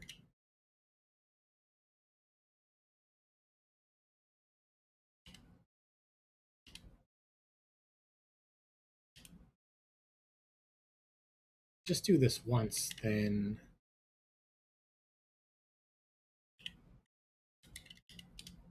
have to keep typing this long name each time.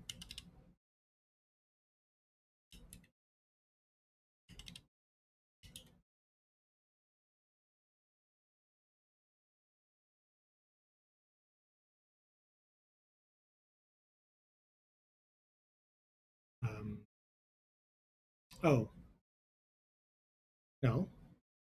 Wait, what's it? Oh, it doesn't need to save the duration anymore.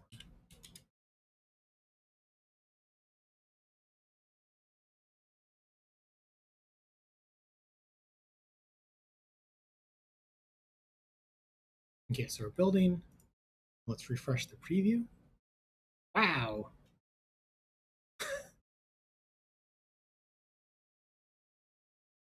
Um. Oh wow, wow.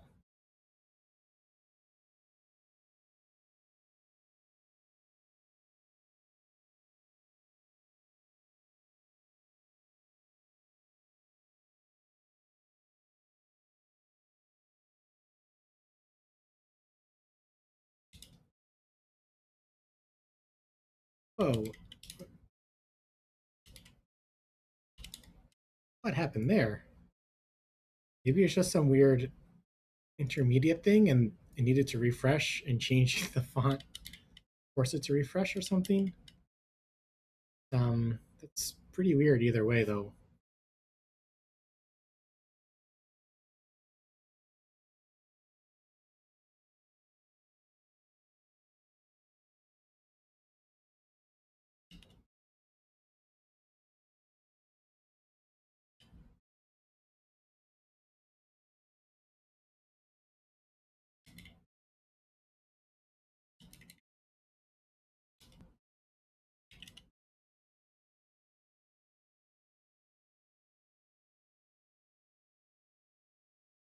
Oh, so let's add another preview.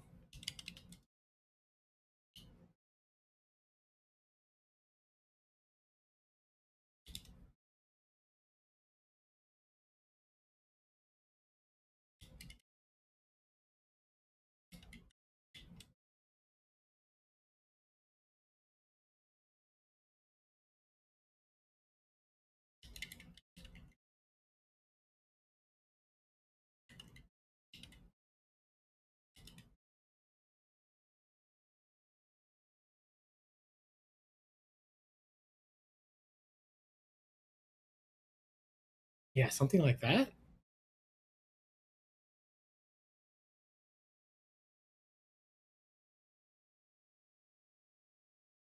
Then I guess we also want to show negative durations, right?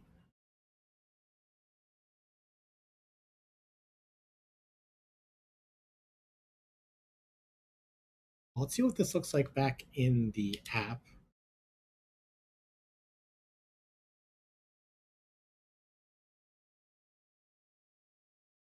Or back on the main screen, rather.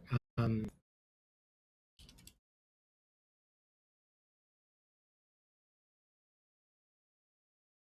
how does it do this?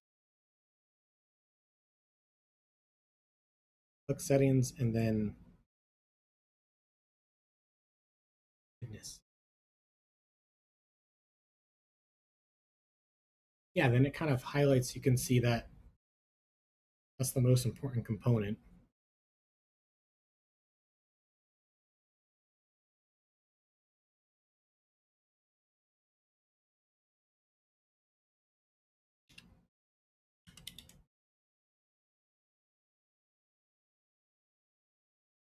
Short. And then let's redo the preview.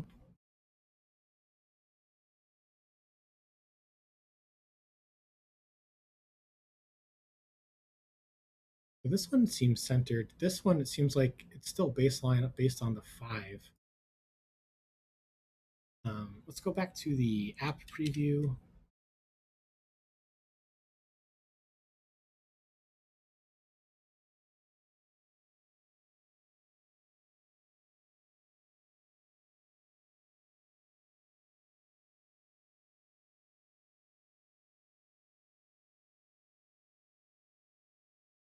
I guess we kind of only want to do this if it's running, I guess.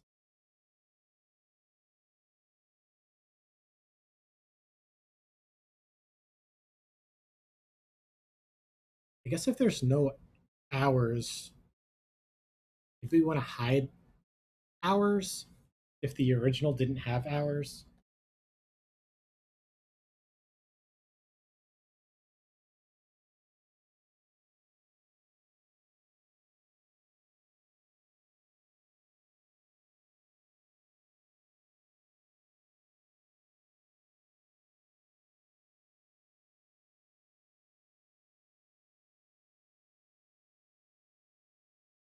Oh wow, we're almost at the end of the stream. Um,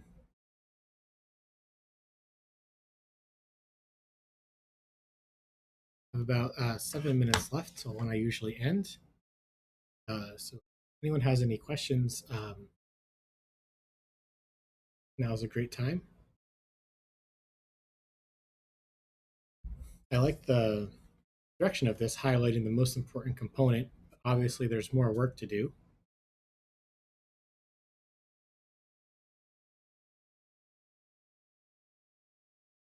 And it's almost as if the duration screen might need more information than just the duration to show. Um, like for something that's like 2 minutes long, you don't want to see 00 at the beginning. Um,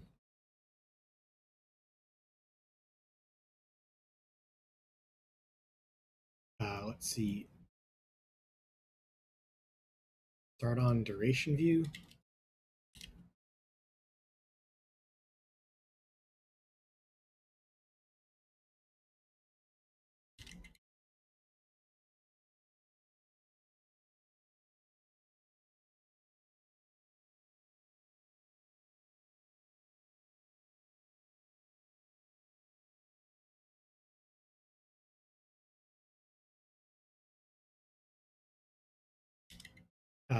Compute from components.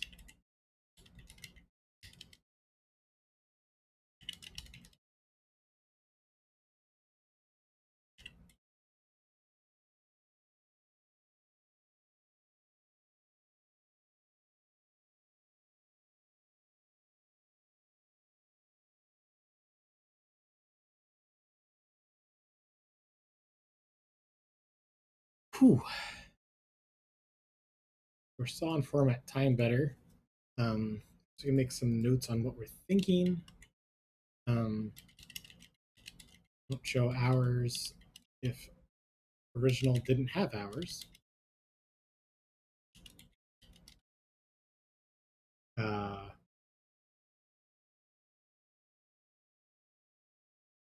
Need to be bigger. I mean, I guess this is on an iPhone 13. On an iPad, for example, you're going to have a lot more room.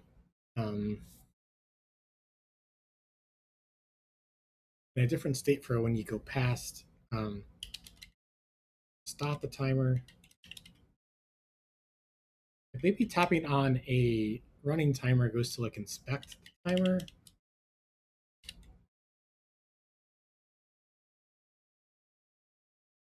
A pop-up will come up with like information about it. Um, I guess tapping on it when it's overtime, stop it.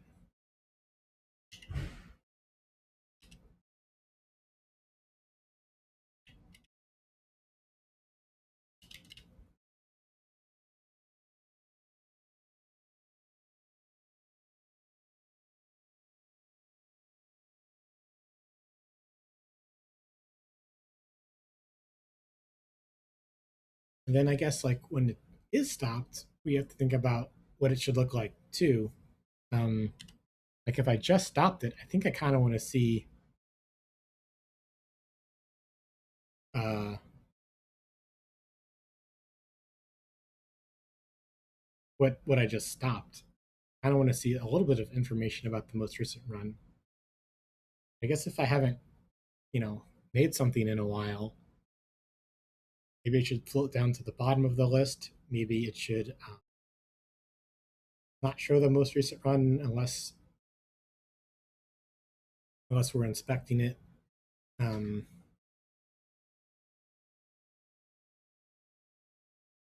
I guess like if I tap something that has just stopped, maybe that I want to not restart the timer from the beginning, but I want to tell that timer to keep going because I stopped it by accident. um, or it could go to the forefront even. Maybe tapping it brings to the forefront. like a focus on that timer?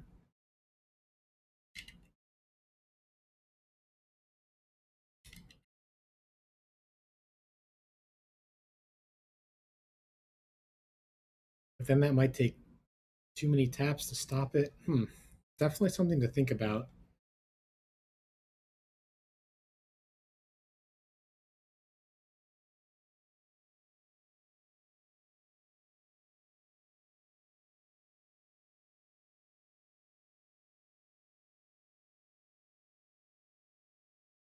I do think there's going to be some kind of focus view, but you also want to be able to, like, if you have multiple dishes going, you want to see everything that's happening at the same time.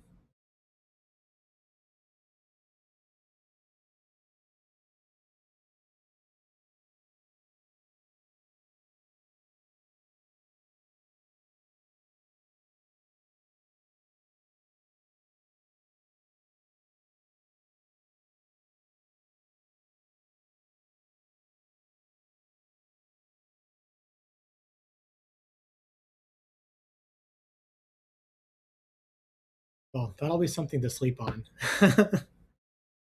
um,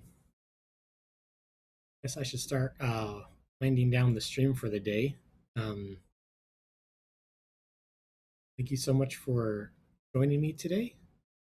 Um, I stream every weekday starting at 2 o'clock New York City times, sharing my creative process and answering your questions. If you have a larger question, um,